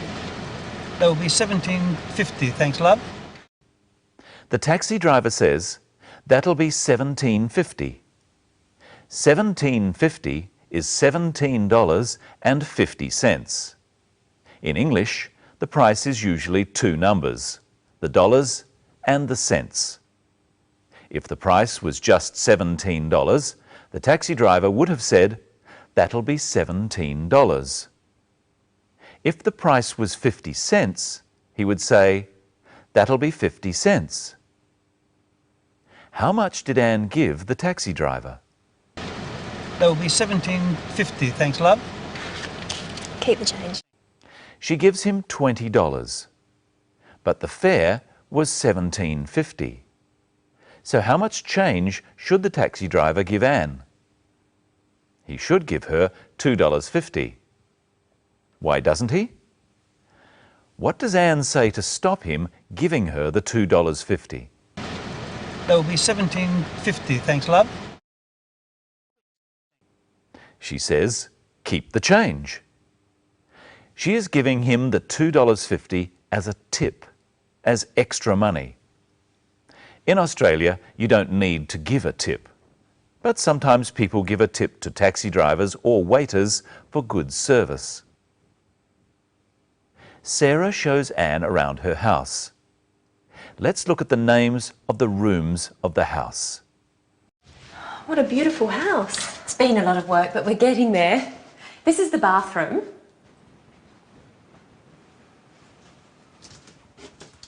This is my daughter's bedroom. And here's the kitchen. Let's review those words and repeat them after me. The bathroom, my daughter's bedroom, the kitchen. Listen again to how Sarah described the bedroom. This is my daughter's bedroom. She described it as my daughter's bedroom. My is a possessive pronoun. Louise is Sarah's daughter, so she calls her my daughter. Possessive pronouns come before nouns to show who the noun belongs to. For example, my bedroom belongs to me. His bedroom belongs to him. You practice with the sentence, I sleep in my bedroom, and then with the other possessive pronouns. Say it after me. I, my. I sleep in my bedroom. He, his. He sleeps in his bedroom. She, her. She sleeps in her bedroom. You, your. You sleep in your bedroom. We, our. We sleep in our bedroom. They, their. They sleep in their bedroom. And where does the dog sleep? It sleeps in its kennel. And here's Michelle. Hello, Michelle. How are you today? Pretty good, thanks, Brenton. Tell me, have you got a big family? No, not very big. I have one brother and one sister. Well, I've got some photos to show you. These are my parents. So this is your father and your mother? Yes. They had 4 children, 3 boys. This is them standing with my mum and a girl, me. So they have 3 sons and 1 daughter? Yes. So I have 3 brothers and no sister. Well, do your brothers have any children? 2 of my brothers are married. This is my older brother and his wife. They have 4 children, 2 sons and 2 daughters. Here they are. So these are your nephews and your nieces? Yes. The girls are my nieces and the boys are my nephews. They call me Aunt Michelle. Do your parents have sisters and brothers? My mother has 2 brothers and a sister, and my father has 4 brothers and a sister. So your parents' sisters are your aunts? And their brothers are my uncles. And I suppose they have their own children? Yes, my parents have a lot of nephews and nieces. And you have a lot of cousins? Yes. When I was young, I had a lot of cousins to play with. And what about your parents' parents? Are they still alive? No. The only grandparent I have is my mother's father, my grandfather. I don't have a grandmother who is alive. Here is my family tree. Here are my 2 sets of grandparents at the top, my 2 grandmothers and my 2 grandfathers. And here are my parents, my mother and my father. They had 4 children, my 3 brothers and me. Here is my brother and his wife. So obviously he is her husband. And here are their children, my nephews and nieces. And my grandparents have a lot of grandchildren, some grandsons and some granddaughters. You have a big family, Michelle. Yes, I'm lucky, I think. What about Sarah in our story? Let's look again at her family and make a small family tree. Good idea. First, let's look again at the film. And my husband, Mark. Hello again. Oh, sorry about my heavy bag. Just kidding. But you haven't met my little brother? This is Steve. So, who is Mark? Let's watch again. And my husband, Mark. Mark is Sarah's husband. So, who is Sarah? Sarah is Mark's wife. And who is Steve? But you haven't met my little brother? This is Steve. Steve is Sarah's brother. She says he is her little brother. She doesn't mean he is small, she means he is younger than her. If he was older than her, she would call him her big brother. So who is Sarah? Sarah is Steve's sister. What relation is Steve to Sarah's husband, Mark? Steve is Mark's brother-in-law, and Mark is Steve's brother-in-law too. In-law is used to describe relatives through marriage. So Sarah's mother and father are Mark's mother-in-law and father-in-law. There is one other relative at the lunch. You've met my daughter Louise. Hello, Louise. Are we related, Brenton? No, Michelle, we're not related. We're just friends. I'm glad. Me too. And Michelle, that's all we have time for today. What will we talk about next time? Well, we'll look at comparing things. And we'll find out how the lunch goes at Sarah's house. So for now, we'll say goodbye and leave you with another look at today's episode of Sisters and Brothers. Goodbye. Goodbye.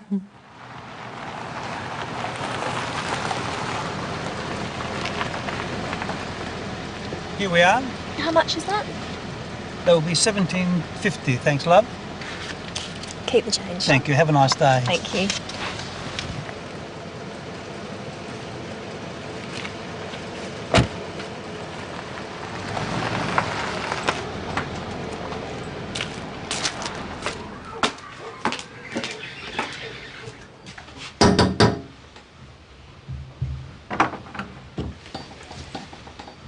Hello, I'm Anne.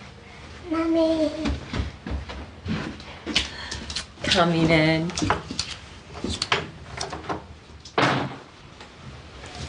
What a beautiful house. It's been a lot of work, but we're getting there.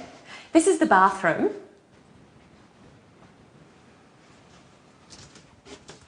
This is my daughter's bedroom. And here's the kitchen. Anne's here. You've met my daughter Louise. Hello, Louise. I'm helping. Yes, I see. And my husband Mark. Hello again. Oh, sorry about my heavy bag. Just kidding. But you haven't met my little brother? This is Steve. I was going to pick you up this morning. You wouldn't let me. I'm sorry. I like to find my own way around. No worries. Maybe another time. Yes, maybe. Come on, let's go outside.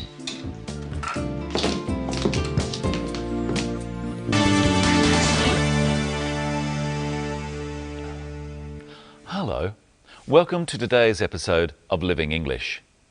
Later, we're going to look at how to compare things and at words for the places where we live. First, though, here's our drama, Sisters and Brothers.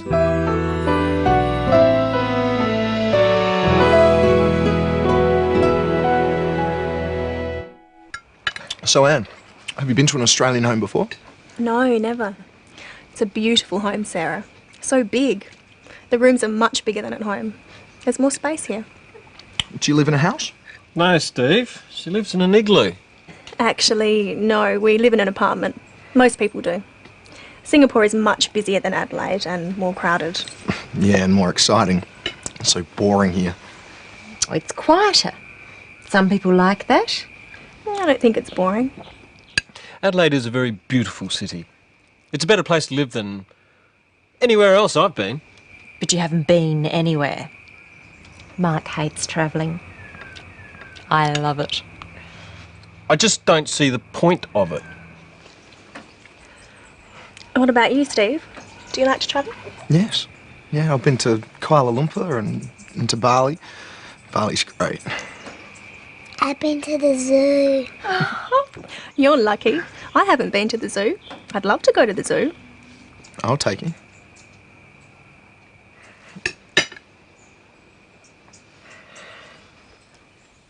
Steve does seem very keen to take Anne to the zoo. Perhaps he likes Anne. You'll have to keep watching to find out. But to start with today, let's go back and listen to Anne comparing Sarah's home to hers. It's a beautiful home, Sarah. So big. The rooms are much bigger than at home. There's more space here. When we want to describe things like houses, we use words called adjectives. Listen for the words Anne uses to describe Sarah's home. It's a beautiful home, Sarah. So big. She says that Sarah's home is beautiful and big. These are adjectives. They describe Sarah's house, which is also her home. Sarah has a big home. Now listen to what Anne says when she compares it to her home in Singapore. The rooms are much bigger than at home. The rooms are bigger.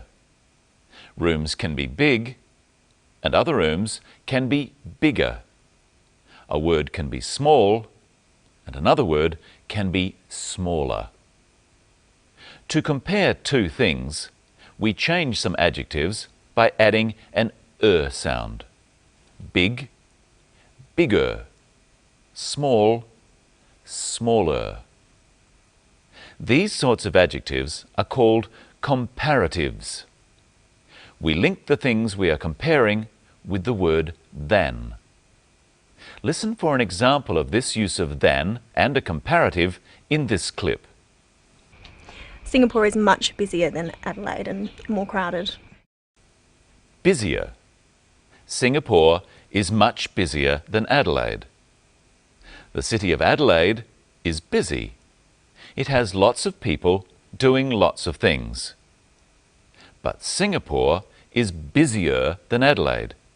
It has more people doing more things. Try saying busier than with Anne. Singapore is much busier than Adelaide and more crowded. Singapore is much busier than Adelaide and more crowded. Singapore is more crowded than Adelaide. Instead of adding the sound to crowded, we say more crowded.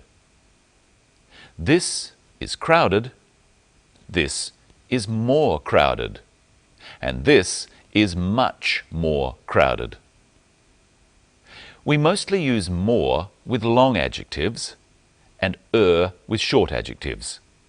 Crowded, more crowded. Big, bigger.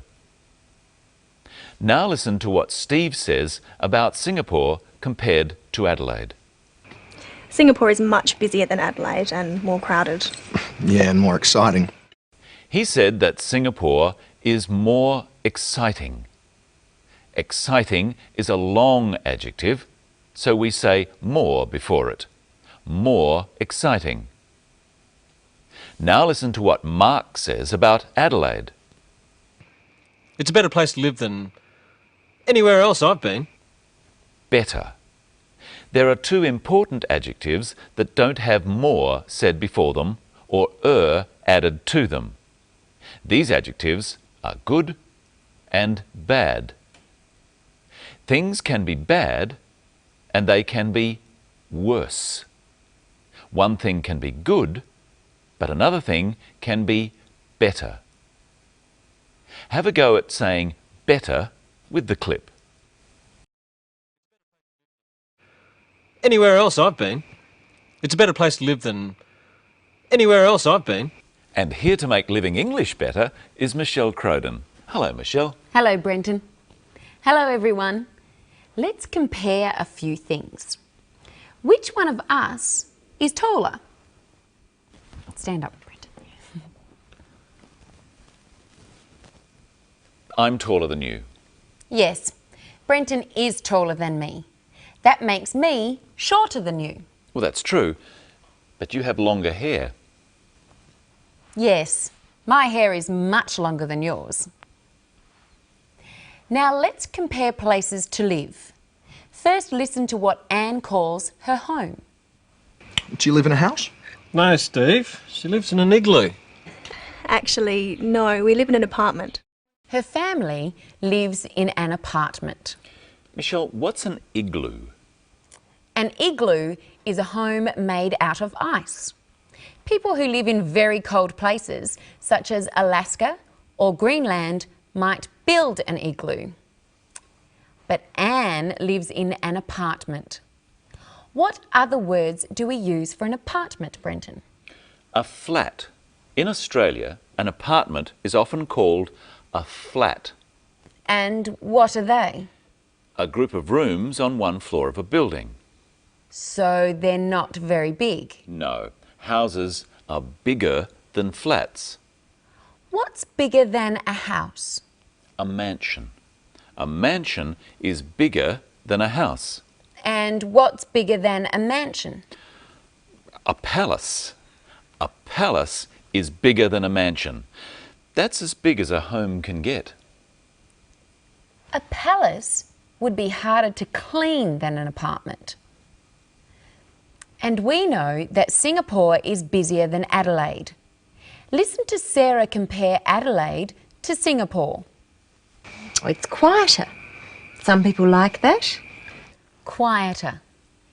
If Adelaide is quieter than Singapore, Brenton, then what is Singapore compared to Adelaide? Singapore must be noisier than Adelaide. Now it's your turn to use some comparative adjectives. Here I have a pencil and a needle. Both of them are sharp, but which one is sharper? What do you think, Brenton? Ouch! The needle is sharper than the pencil. True. Now, here's another pencil. They're both long, but which pencil is longer? The red one or the blue one? You tell me. The red pencil is longer than the blue one. And we can also use the word short, the opposite of long. Which pencil is shorter? The blue pencil is shorter than the red one. Now, let's try some longer adjectives. Remember, for longer words, we use the word more in front of them. What about the word beautiful? Who is more beautiful? Brenton or me? That's right. I am more beautiful than Brenton. I'm not so sure about that. Well, tell me this.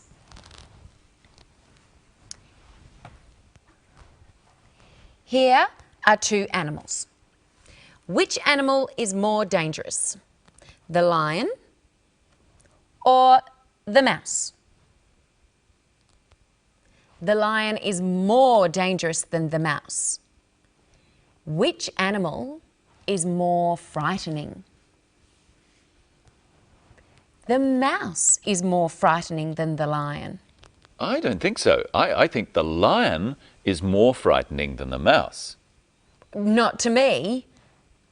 What about this one? The snake is much more frightening than the mouse. I agree. Something that is frightening is something that makes you afraid. Michelle and I have a different opinion about what is frightening. Michelle thinks a mouse is frightening, but I don't. Listen to Sarah giving her opinion about travelling. Mark hates travelling. I love it. She said that Mark hates travelling. Hates is more intense than doesn't like. Mark doesn't like travelling. He really doesn't like it. Mark hates travelling. Sarah also said, I love it. Love is an exaggerated way of saying like. I like it. I really like it. I love it. You can say that you hate going to work or that you love watching football. Yes, it's a way of saying that you more than just don't like going to work and that you really like football. Actually, I hate football. I love it. Now you try saying whether you love something or hate it. Ice cream. I hate ice cream. I love ice cream. Travelling. I hate travelling. I love travelling. Rain. I hate rain. I love rain. Dogs. I hate dogs. I love dogs. So you can say I hate or I love something. And you can also say whether you would love to do something. Listen to Anne express her opinion about going to the zoo and then say it with her. I'd love to go to the zoo. Anne is talking about something she would like to do in the future. You can use this if someone invites you to do something. Brenton, would you like to have lunch with me? I'd love to have lunch with you. But you don't usually say, I'd hate to have lunch with you. You say, I wouldn't like to have lunch with you. Michelle, would you like to go to a football match? No, I wouldn't like to go to a football match. Now you try at home. Say whether you'd love to do something or whether you wouldn't like to. Have a holiday. I'd love to have a holiday. I wouldn't like to have a holiday. Visit the dentist. I'd love to visit the dentist. Would you? I wouldn't like to visit the dentist. Ride a horse. I wouldn't like to ride a horse. I'd love to ride a horse. Jump out of an aeroplane. I wouldn't like to jump out of an aeroplane. I'd love to jump out of an aeroplane. With a parachute, of course. I'd love to go home. But we're having so much fun. Our next program has more about expressing wishes and saying what you think might happen in the future.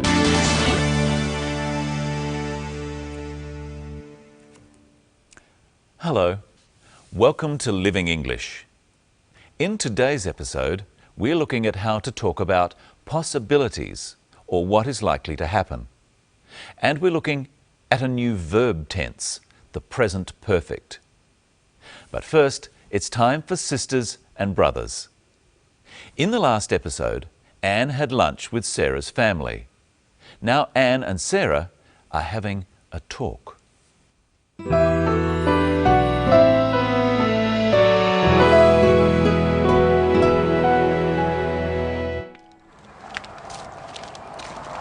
I'm sorry about my brother. Not at all. You have a lovely family. Everyone seems so happy. Anne, what's the matter? There's something I haven't told you. Oh, what is it? When I met your brother, I was thinking about my brother David. I haven't seen him for 2 years. How come? He's missing. One reason I came to Australia is to find him. I'm so sorry. Have you had any luck? Not yet.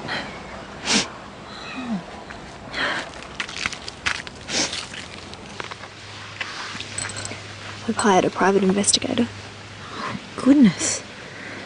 Do you think you'll find him? Perhaps. I don't know. It's been a long time since David last called. What do you think's happened to him? Have you any idea? I really don't know.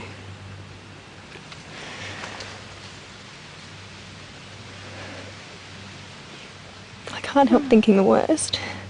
I'm sure he's all right. If something bad had happened, you would have heard. I guess so. I suppose you're right.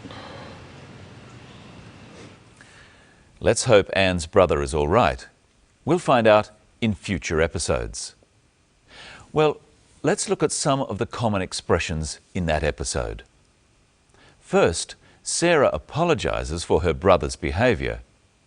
Remember, in the last episode, Sarah's brother Steve offered to take Anne out. You're lucky. I haven't been to the zoo. I'd love to go to the zoo. I'll take you. Sarah thinks Steve was a bit rude, so she apologises. She says she is sorry about his behaviour. I'm sorry about my brother. Not at all. You have a lovely family. Sarah says she is sorry about her brother. Practice with the clip. I'm sorry about my brother.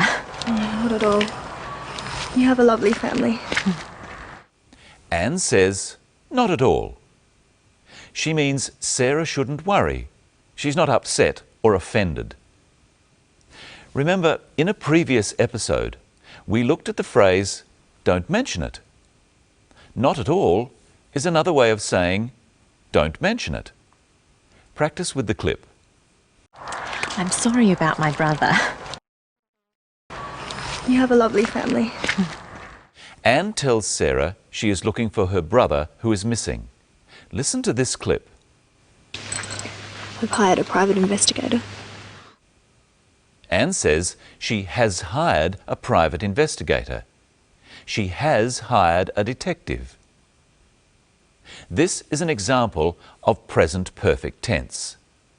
She hired a detective, and the detective is still working. Present perfect is used for actions started in the past that are still true. Present perfect is made from the verb have and the past participle of another verb. First, let's look at the verb have. Repeat them with me. I have. He has. She has. It has. You have. We have. They have. In our example, she has hired a detective. The past participle of the verb to hire is hired. So this can be added to the verb have or has to make the present perfect tense, like this. Usually, we shorten the have and has like this, so we would say, I've hired a detective. She's hired a detective. They've hired a detective. That sounds like too many detectives. Let's look at some other ways of using the present perfect. Anne, what's the matter? There's something I haven't told you. Anne says there is something I haven't told you. This is the negative. If Anne has told Sarah, she would say, I have told you, or I've told you. But she has not told Sarah about her brother. So she says, I have not told you, or I haven't told you. Practice with the clip. Anne, what's the matter? Anne, what's the matter? There's something I haven't told you. There's another example in the story. Listen. When I met your brother, I was thinking about my brother David. I haven't seen him for 2 years. Anne says she hasn't seen her brother for 2 years. The last time she saw her brother was 2 years ago, and up until today, she still hasn't seen him. That's very sad, isn't it? Yes, it is. Hello, Michelle. Hello, Brenton. 2 years is a long time not to see your brother. How else could Anne have said that? Let's look at 3 little words. For, since, and ago. They are all used to talk about time in the past. So if I say I haven't seen you for a week, what do I mean? A week has passed, and in all that time, you haven't seen me. So this is a week. And you haven't seen me in all that time. How sad. I could say I haven't seen you since last Monday. What does that mean? Well, you saw me last Monday, and now you're seeing me again. And how wonderful it is. So for is used for a period of time that something goes on. For a week. For 2 hours. For a year. Since is a specific time in the past. Since 10 o'clock. Since yesterday. Since last year. What about ago? You could say you saw me a week ago. I saw you a week ago. Ago refers to a length of time before the present. So we could say 2 hours ago. If it's 12 o'clock now, what time was it 2 hours ago? That would be 10 o'clock. And if it's Monday today, what day was it 2 days ago? Saturday. Exactly. Now, today we're going to look at some more very useful words. First, let's see another clip, and my question is, does Anne think the detective will find her brother? Do you think you'll find him? Perhaps. I don't know. Does Anne think the detective will find her brother? She doesn't know. How does she tell us this? She says, I don't know. Does she think he might? Well, she thinks it's possible.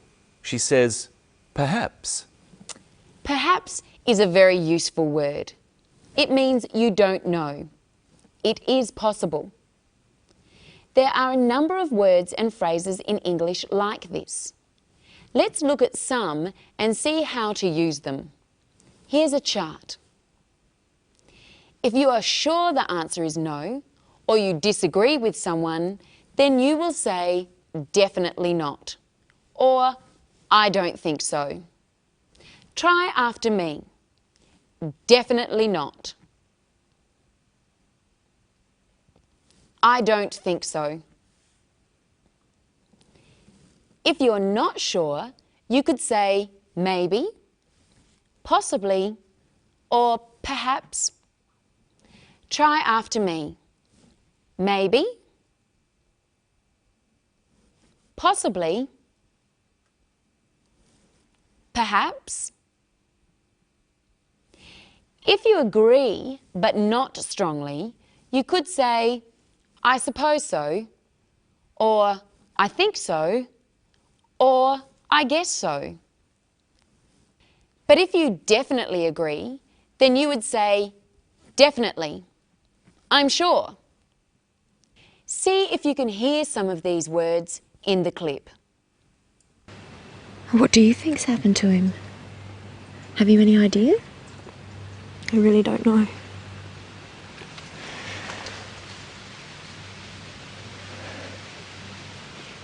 I can't help thinking the worst. I'm sure he's all right. If something bad had happened, you would have heard. I guess so. I suppose you're right. Does Sarah think David is all right? Yes, She's sure he's all right. Does Anne think so? She's not so sure. She says, I guess so, and I suppose you're right. Speaking of guessing, Brenton, I've got a game for you. Okay. I've got 3 cups here. They're all upside down, and under one of them is a sweet, like this one. Do you know which one? I don't know. I have no idea. Here it is. Now watch carefully while I mix them up. Now, where is the sweet? I think it's under this one. Are you sure? I think so. I'm fairly sure. What do you think at home? Is the sweet under this cup? Are you sure? Or do you think maybe? Or definitely not? No. No. Do it again, do it again. I'll get it right this time. Okay. Which cup is the sweet under? This one, I think. You guess so? I guess so. I think. I'm fairly sure. No. Another okay. try. Last One more. time. All right. Which cup? This one. You're sure? Definitely. Okay, let's see. Yes! There Yes. we go. You can have that sweet. Thank you, Michelle. Well, it's definitely time for us to go. Oh, are you sure? I'm certain. But I'm sure we'll be back. And we'll look at how to describe a person. And we'll learn all about adjectives. What are they? Better watch next time and find out. And find out what happens to Anne next. Hello. Welcome to Living English. On today's program, we're going to look at how to describe people. We'll also learn how to make an offer. We'll start as usual with our drama. In the last episode, Anne told Sarah about her missing brother. So let's see what Anne and Sarah are talking about now.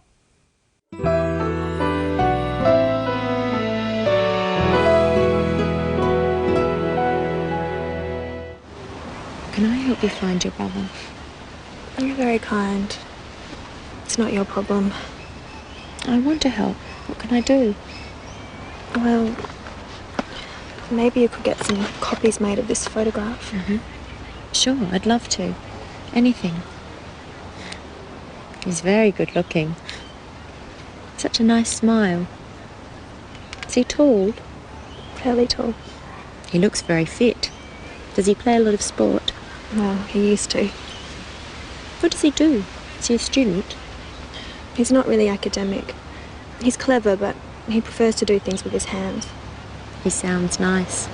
I'm looking forward to meeting him. Let's listen again to how Sarah offered to help Anne. Can I help you find your brother? You're very kind. It's not your problem. I want to help. What can I do? First, Sarah asks if she can help. Can I help you find your brother? Practice this phrase with Sarah on the tape.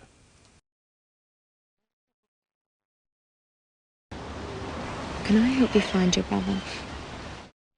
Now practice with some other examples, offering to help. Wash the dishes. Can I help you wash the dishes? Do the shopping. Can I help you do the shopping? With anything. Can I help you with anything? It's polite to not immediately accept an offer. Listen to how Anne does this. You're very kind. It's not your problem. First, Anne thanks Sarah for offering to help. She says, "You're very kind." Try that with the clip. You're very kind. And then she says, It's not your problem. it's her problem and Sarah doesn't have to help her. Now listen to Sarah make the offer in a way that Anne finds hard to refuse. I want to help. What can I do? What can I do is another way of offering to help with anything. Try repeating this phrase with Sarah. What can I do? And so Sarah's offer is accepted. It's time now to take a closer look at the words called adjectives. Adjectives are used to describe people and things. They're the words that tell you what colour something is. For example, here's a ball. It's red, so it's a red ball.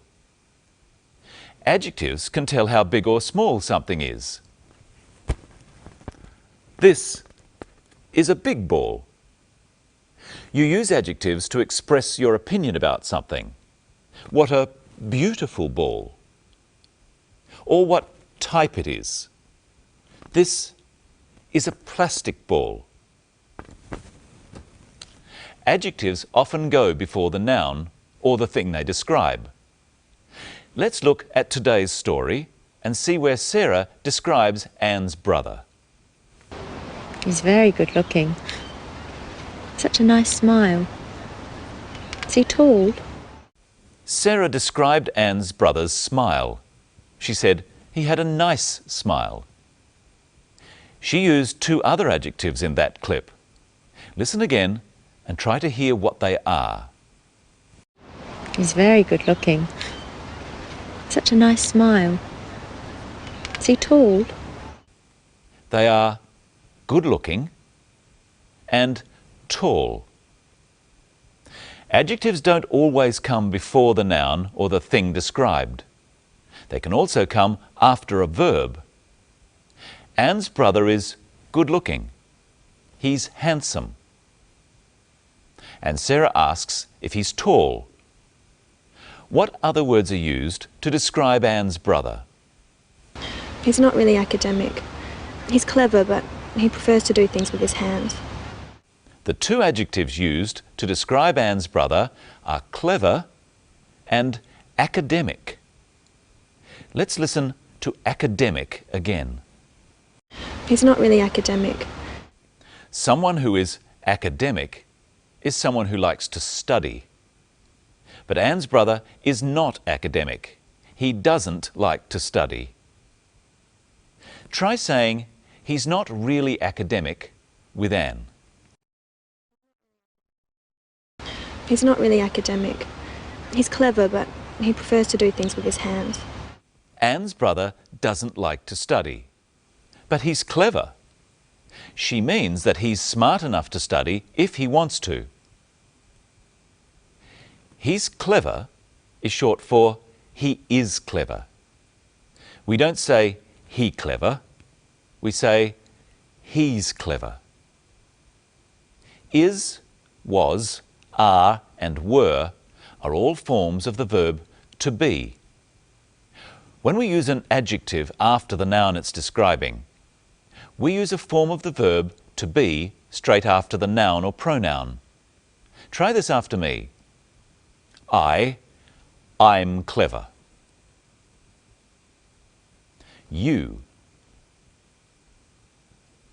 You're clever. She's clever. We're clever.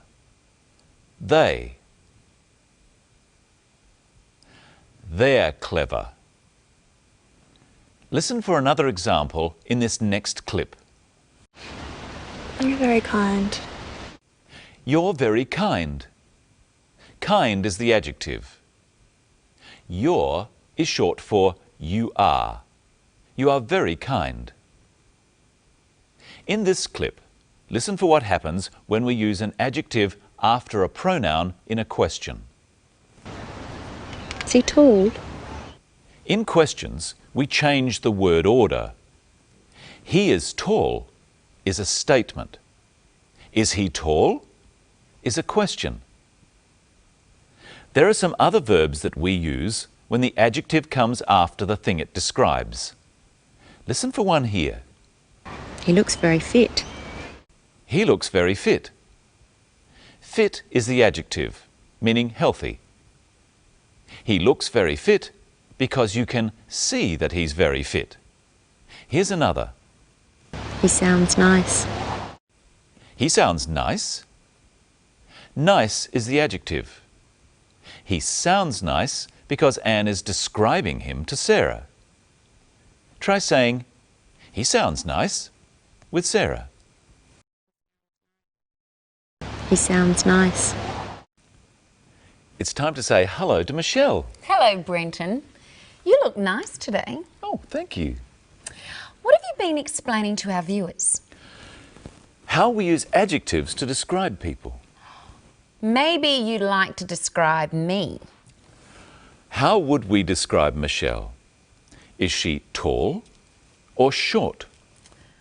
I'm not very tall. But you're not very short. So I'm not very tall, but I'm not very short either. I'm of medium height. How else can we describe someone?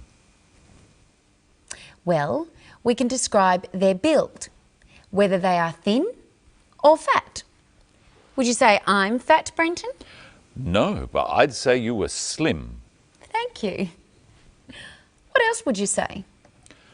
You can describe someone's complexion. Their complexion is the colour of someone's skin, whether they are light or dark.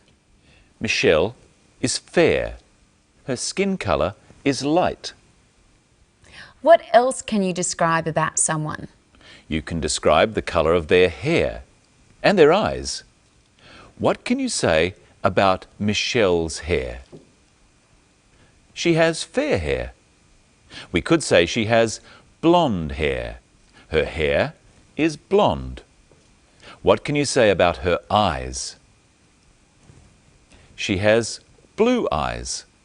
And we can also say her eyes are blue. So help me describe Michelle again. What about her height? She's of medium height. Her height is medium. What about her build? She's slim. Her build is slim. What about her complexion? She's fair. She has a fair complexion. What about her hair? She has blonde hair. Her hair is blonde. What about her eyes? She has blue eyes. Her eyes are blue.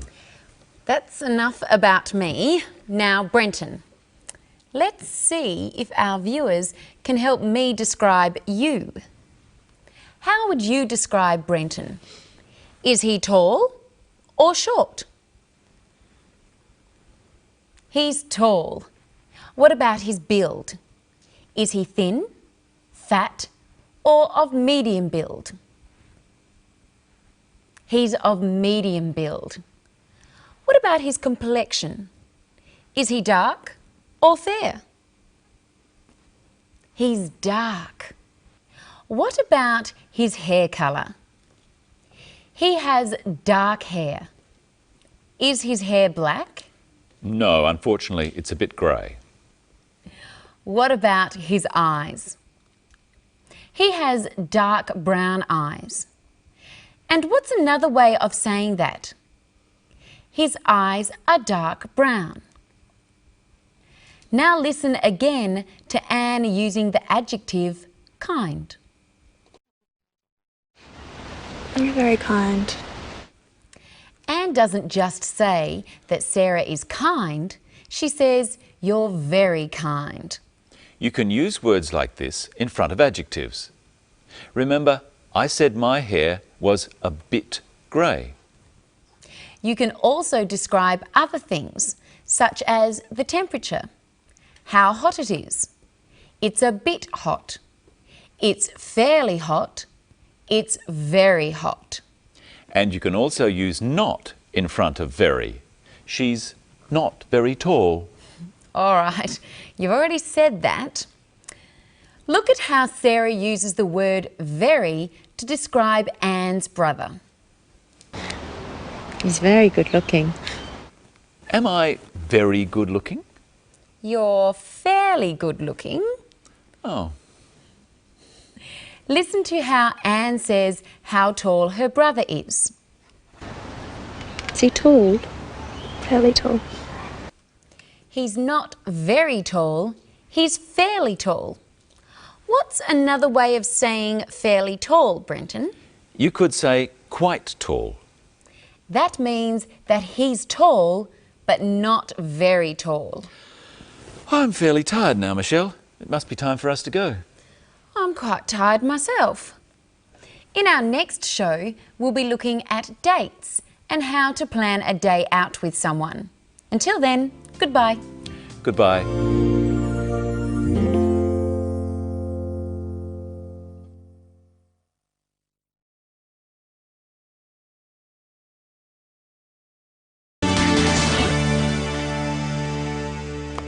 Hello. Today on Living English, we're going to look at the words we use to plan when we should meet someone. We call this making arrangements. First, watch our drama to see how Anne and Sarah make arrangements to visit some wineries.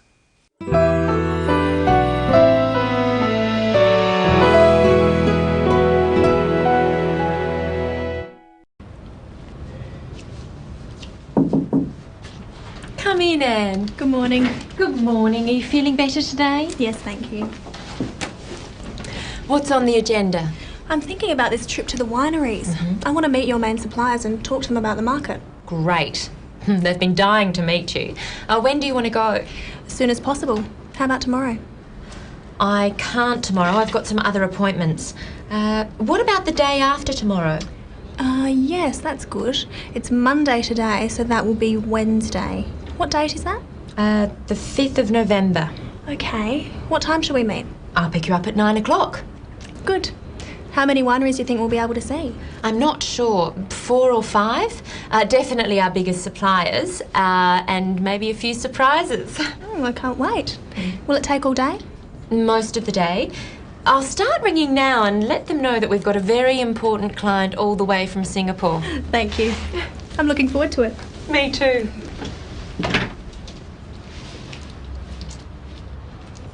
Let's take a closer look at how to plan something.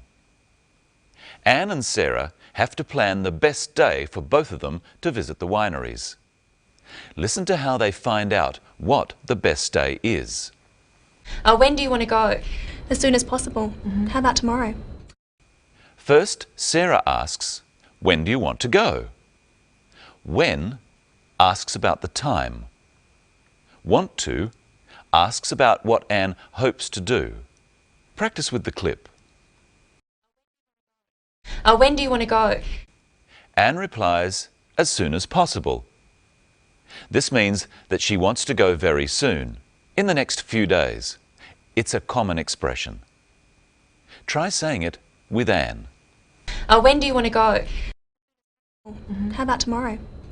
When do you want to go? As soon as possible. How about tomorrow? Tomorrow is the day after today. Anne does want to go soon. What does Sarah say to that? I can't tomorrow. I've got some other appointments. She can't tomorrow. She's not able to go tomorrow. Can't is the usual way of saying cannot. She cannot go tomorrow.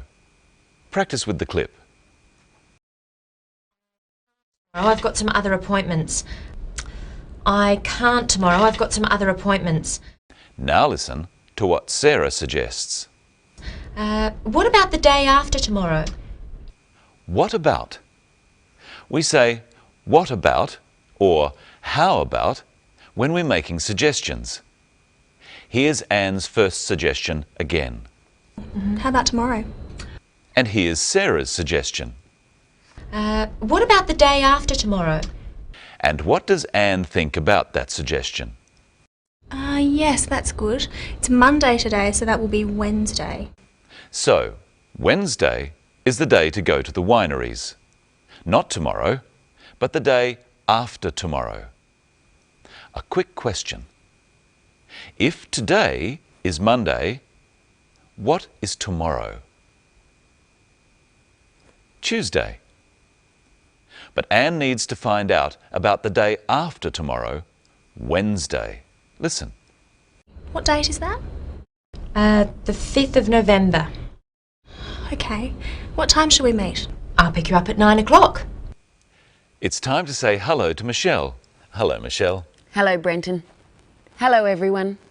Today we're going to learn about the words we use to talk about dates. Here's Sarah to remind us of the date Anne will visit the wineries. The 5th of November. When we say a date, we use the and the adjectival number for the day, the 5th, and say of, and then the month, the 5th of November. Let's have a close look at adjectival numbers. Help me, Brenton. There are 5 things in this bag. Take one out. What is it? It's a ball. So, the first object Brenton took out is a ball. What's next? It's a video. That's the second object. Next, we have a cap. That's the third object to appear.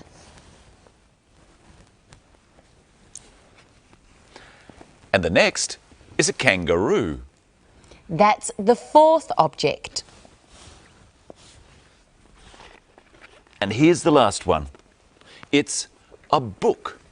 It's also the fifth object. These type of numbers tell us the order of things in time. What was before something else? So, can you remember? Which object was third? You help me. What was third? The cap was third. What was the cap after? The cap was after the video. What was the cap before? The cap was before the kangaroo. And what was second? The video was second. What was the video after? The video was after the ball. What was the video before? The video was before the cap. What was fourth? The kangaroo was fourth. What was first? The ball was first. And what was fifth? The book was fifth. And we can also say the book was last, because there was nothing after the book. It's not easy to say fifth. Have a go at saying the 5th of November with Sarah. The 5th of November. Which program are we doing today, Brenton? This is our 12th program. All of the adjectival numbers, except for first, second and third, have this th sound on the end, such as 9th and 16th. Often we just write the number followed by the th. The ones with a v sound, 5 and 12, change their v sounds to f sounds. 5th, 12th. Now see if you can remember what number program this is. It's the 12th. There can be 31 days in a month. How do you say 20 and 30? Instead of just a th sound, we add an eth sound. 20th, 30th. I see that the spelling changes too. The Y's on the end change to I's. What about 23? That's the 23rd. And 31? That's the 31st. Let's try some on our viewers. How do you say this date? The 22nd of June. How do you say this date? The 30th of June. And this one? The 15th of May. And this one? The 2nd of July. Let's listen to the date Sarah and Anne will visit the wineries one last time. The 5th of November. When is your birthday, Brenton? The 19th of June. His birthday is on the 19th of June. When's your birthday? Oh. I'm sorry your birthday is not today, Brenton, because I made you a cake. Thank you. That's a beautiful cake. Would you like some? Oh, yes, please. Okay. How much? Oh, that's too much. That's a half of the cake. Okay.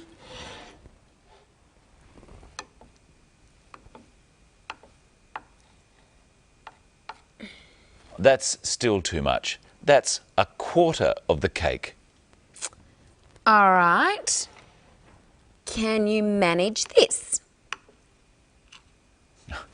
I'll try. That's an eighth of the cake. We call these numbers fractions. They are less than 1. Except for half and quarter, the numbers are the same as the numbers we use for dates. But we always say an or a or 1 before the numbers. So let's look at them again. Repeat the fractions after me. This is a half of the cake. I could also say it's 1/2 of the cake. This is a quarter of the cake, or 1/4 of the cake. This is an eighth of the cake. I say an instead of a because eighth starts with a vowel sound. Can we eat the cake now? First, let's review how we talk about time. Listen to Anne and Sarah again. What time should we meet? I'll pick you up at 9 o'clock. Did you hear the word Sarah used before the time? She said at 9 o'clock.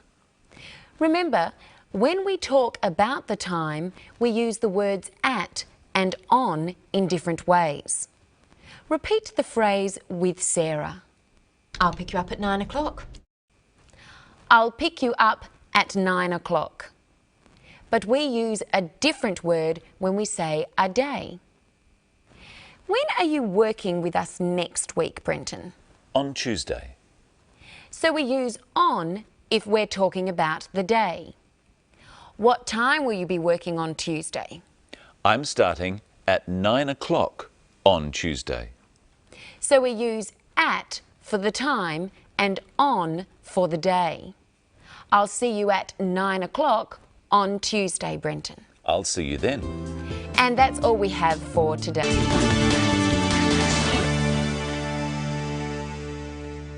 Hello. Welcome to today's program. We're going to look at how to make dates and arrangements on the phone. We'll also have a close look at how we talk about things we're in the middle of doing. But first, let's continue our drama, Sisters and Brothers. Remember Sarah's brother Steve? It did seem that he quite liked Anne. Now, he's going to make a phone call.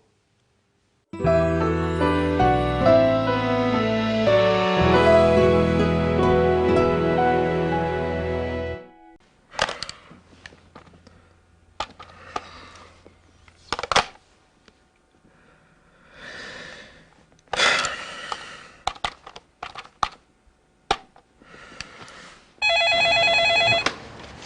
Hotel Marie speaking. How may I help you?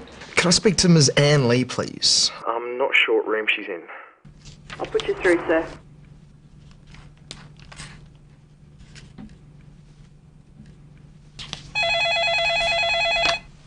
Hello. Hello, Anne? This is Steve Parker. Steve Parker? Steve. Sarah's brother. We met, Oh, Steve. Hello, Steve. Hi, what are you doing? Oh, working. I'm planning a trip to the wineries later in the week. Ah, when are you going? Wednesday. Oh, good. What are you doing tomorrow? Nothing? Why? Well, I have the day off, and I was just wondering. Well, I was just wondering whether you wanted to go to a wildlife park with me. You said you'd like to go to the zoo? That's right, I did. Yes, thank you, Steve. I'd love to go. All right. I'll meet you in the foyer. 10 o'clock? Okay, 10. I'll see you then. Great. Good night, Anne. Good night, Steve.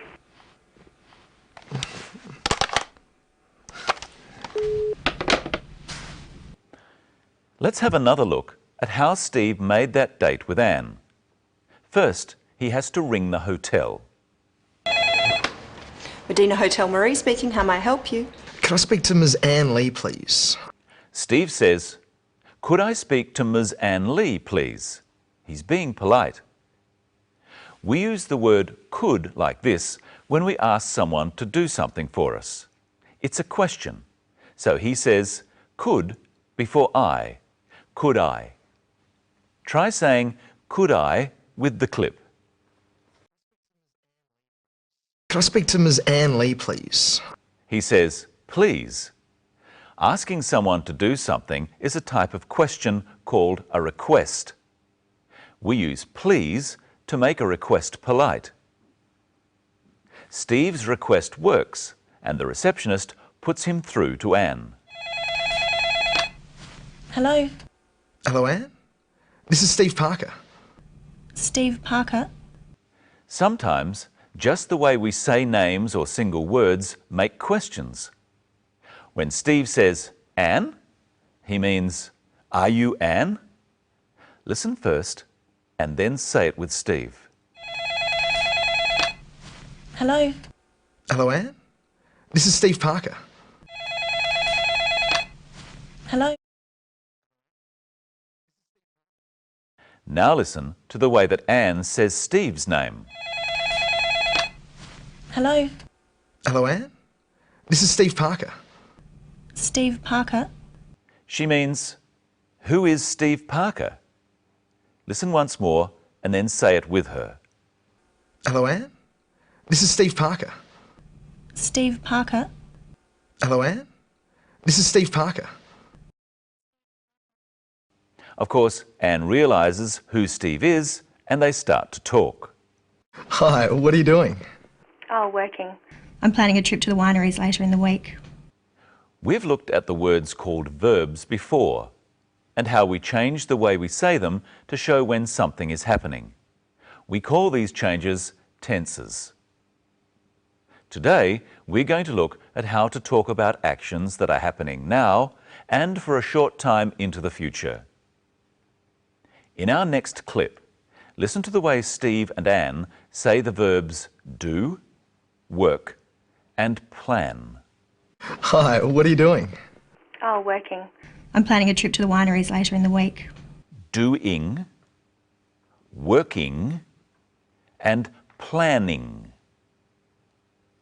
Notice that when a word ends with a single vowel next to a single consonant, the consonant is written again or doubled when we add ing. The ing form of verbs is used for talking about things happening now and for a short time into the future. This tense is called the present continuous because it refers to the present as something that continues or keeps going. Let's look at doing first. Hi, what are you doing? Steve is asking about what Anne is doing at that moment and for a short time into the future. So what's Anne doing? Say it with her. Oh, working. I'm planning a trip to the wineries later in the week. Work and plan are verbs of action. They are things we do. Only these sorts of verbs have continuous tenses. Some verbs, such as understand and know, are not used with the ing form of the present continuous. You can say, I am working. This means that you are working now and for a short time into the future. But you can't say, I am knowing. Instead, you say, I know. Let's see what Michelle's doing. I'll ring her up.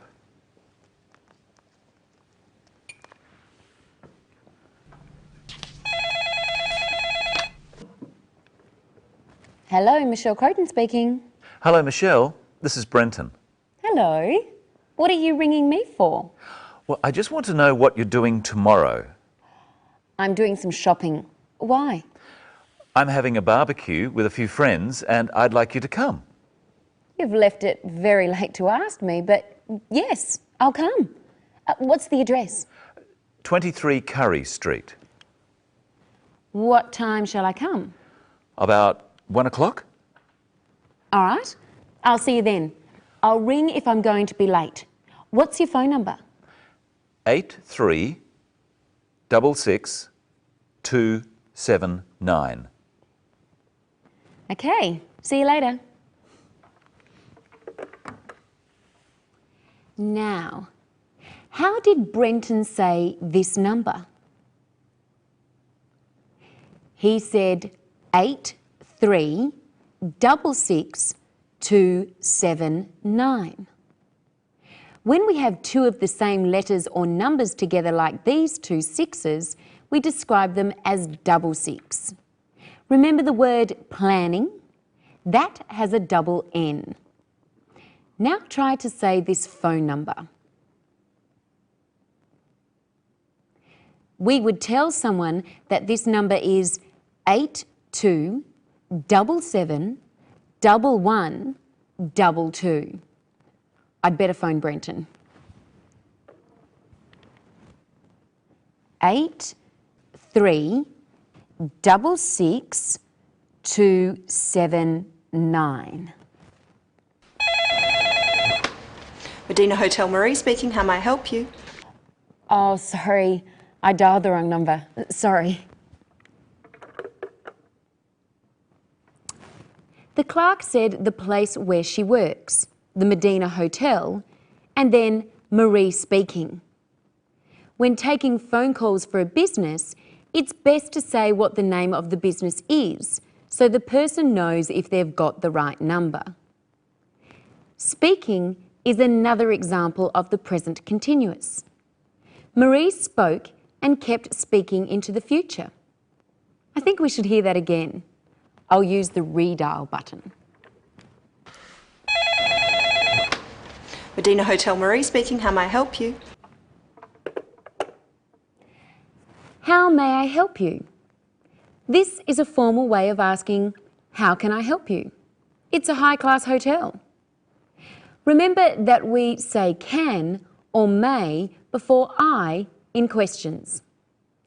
Now I should ring Brenton. Tell me the number while I dial so I don't get it wrong again. 8366 279. Thanks.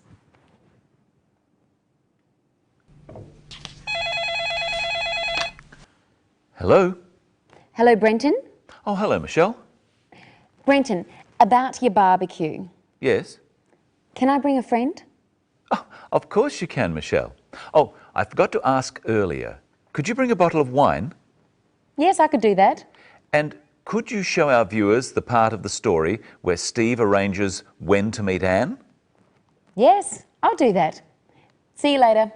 See you. Here it is. I'll meet you in the foyer. 10 o'clock? Okay, 10. Steve used the way he said 10 o'clock to make it a question. It's quicker to say than, is 10 o'clock a good time? Listen once more and then say, 10 o'clock with Steve. I'll meet you in the foyer. 10 o'clock? Okay, 10. I'll meet you in the foyer. Okay, 10. And now here is Michelle in person. Hello, Michelle. Hello, Brenton. Let's go over what we've learnt today. We learnt some things about making phone calls. We learnt that you can ask a question by the way you speak a word. Really? Yes, really.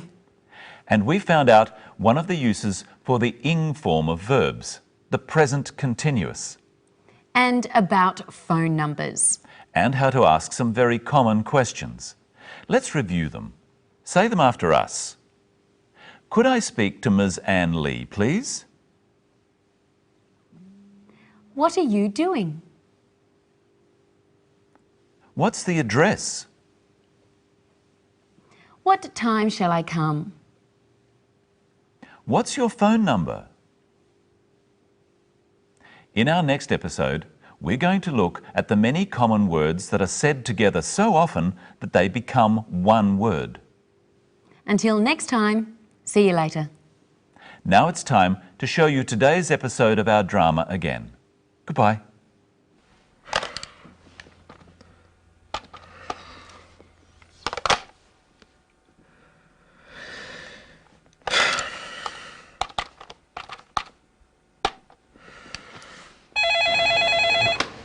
Medina Hotel Marie speaking. How may I help you? Can I speak to Ms. Anne Lee, please? I'm not sure what room she's in. I'll put you through, sir.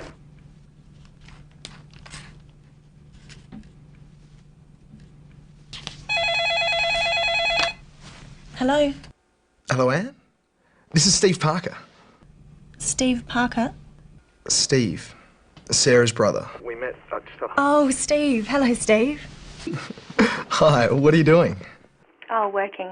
I'm planning a trip to the wineries later in the week. Ah, when are you going? Wednesday. Oh, good. What are you doing tomorrow? Nothing. Why? Well, I have the day off and I was just wondering. Well, I was just wondering whether you want to go to a wildlife park with me. You said you'd like to go to the zoo? That's right, I did. Yes, thank you, Steve. I'd love to go. All right. I'll meet you in the foyer. 10 o'clock? Okay, 10. I'll see you then. Great. Good night, Anne. Good night, Steve.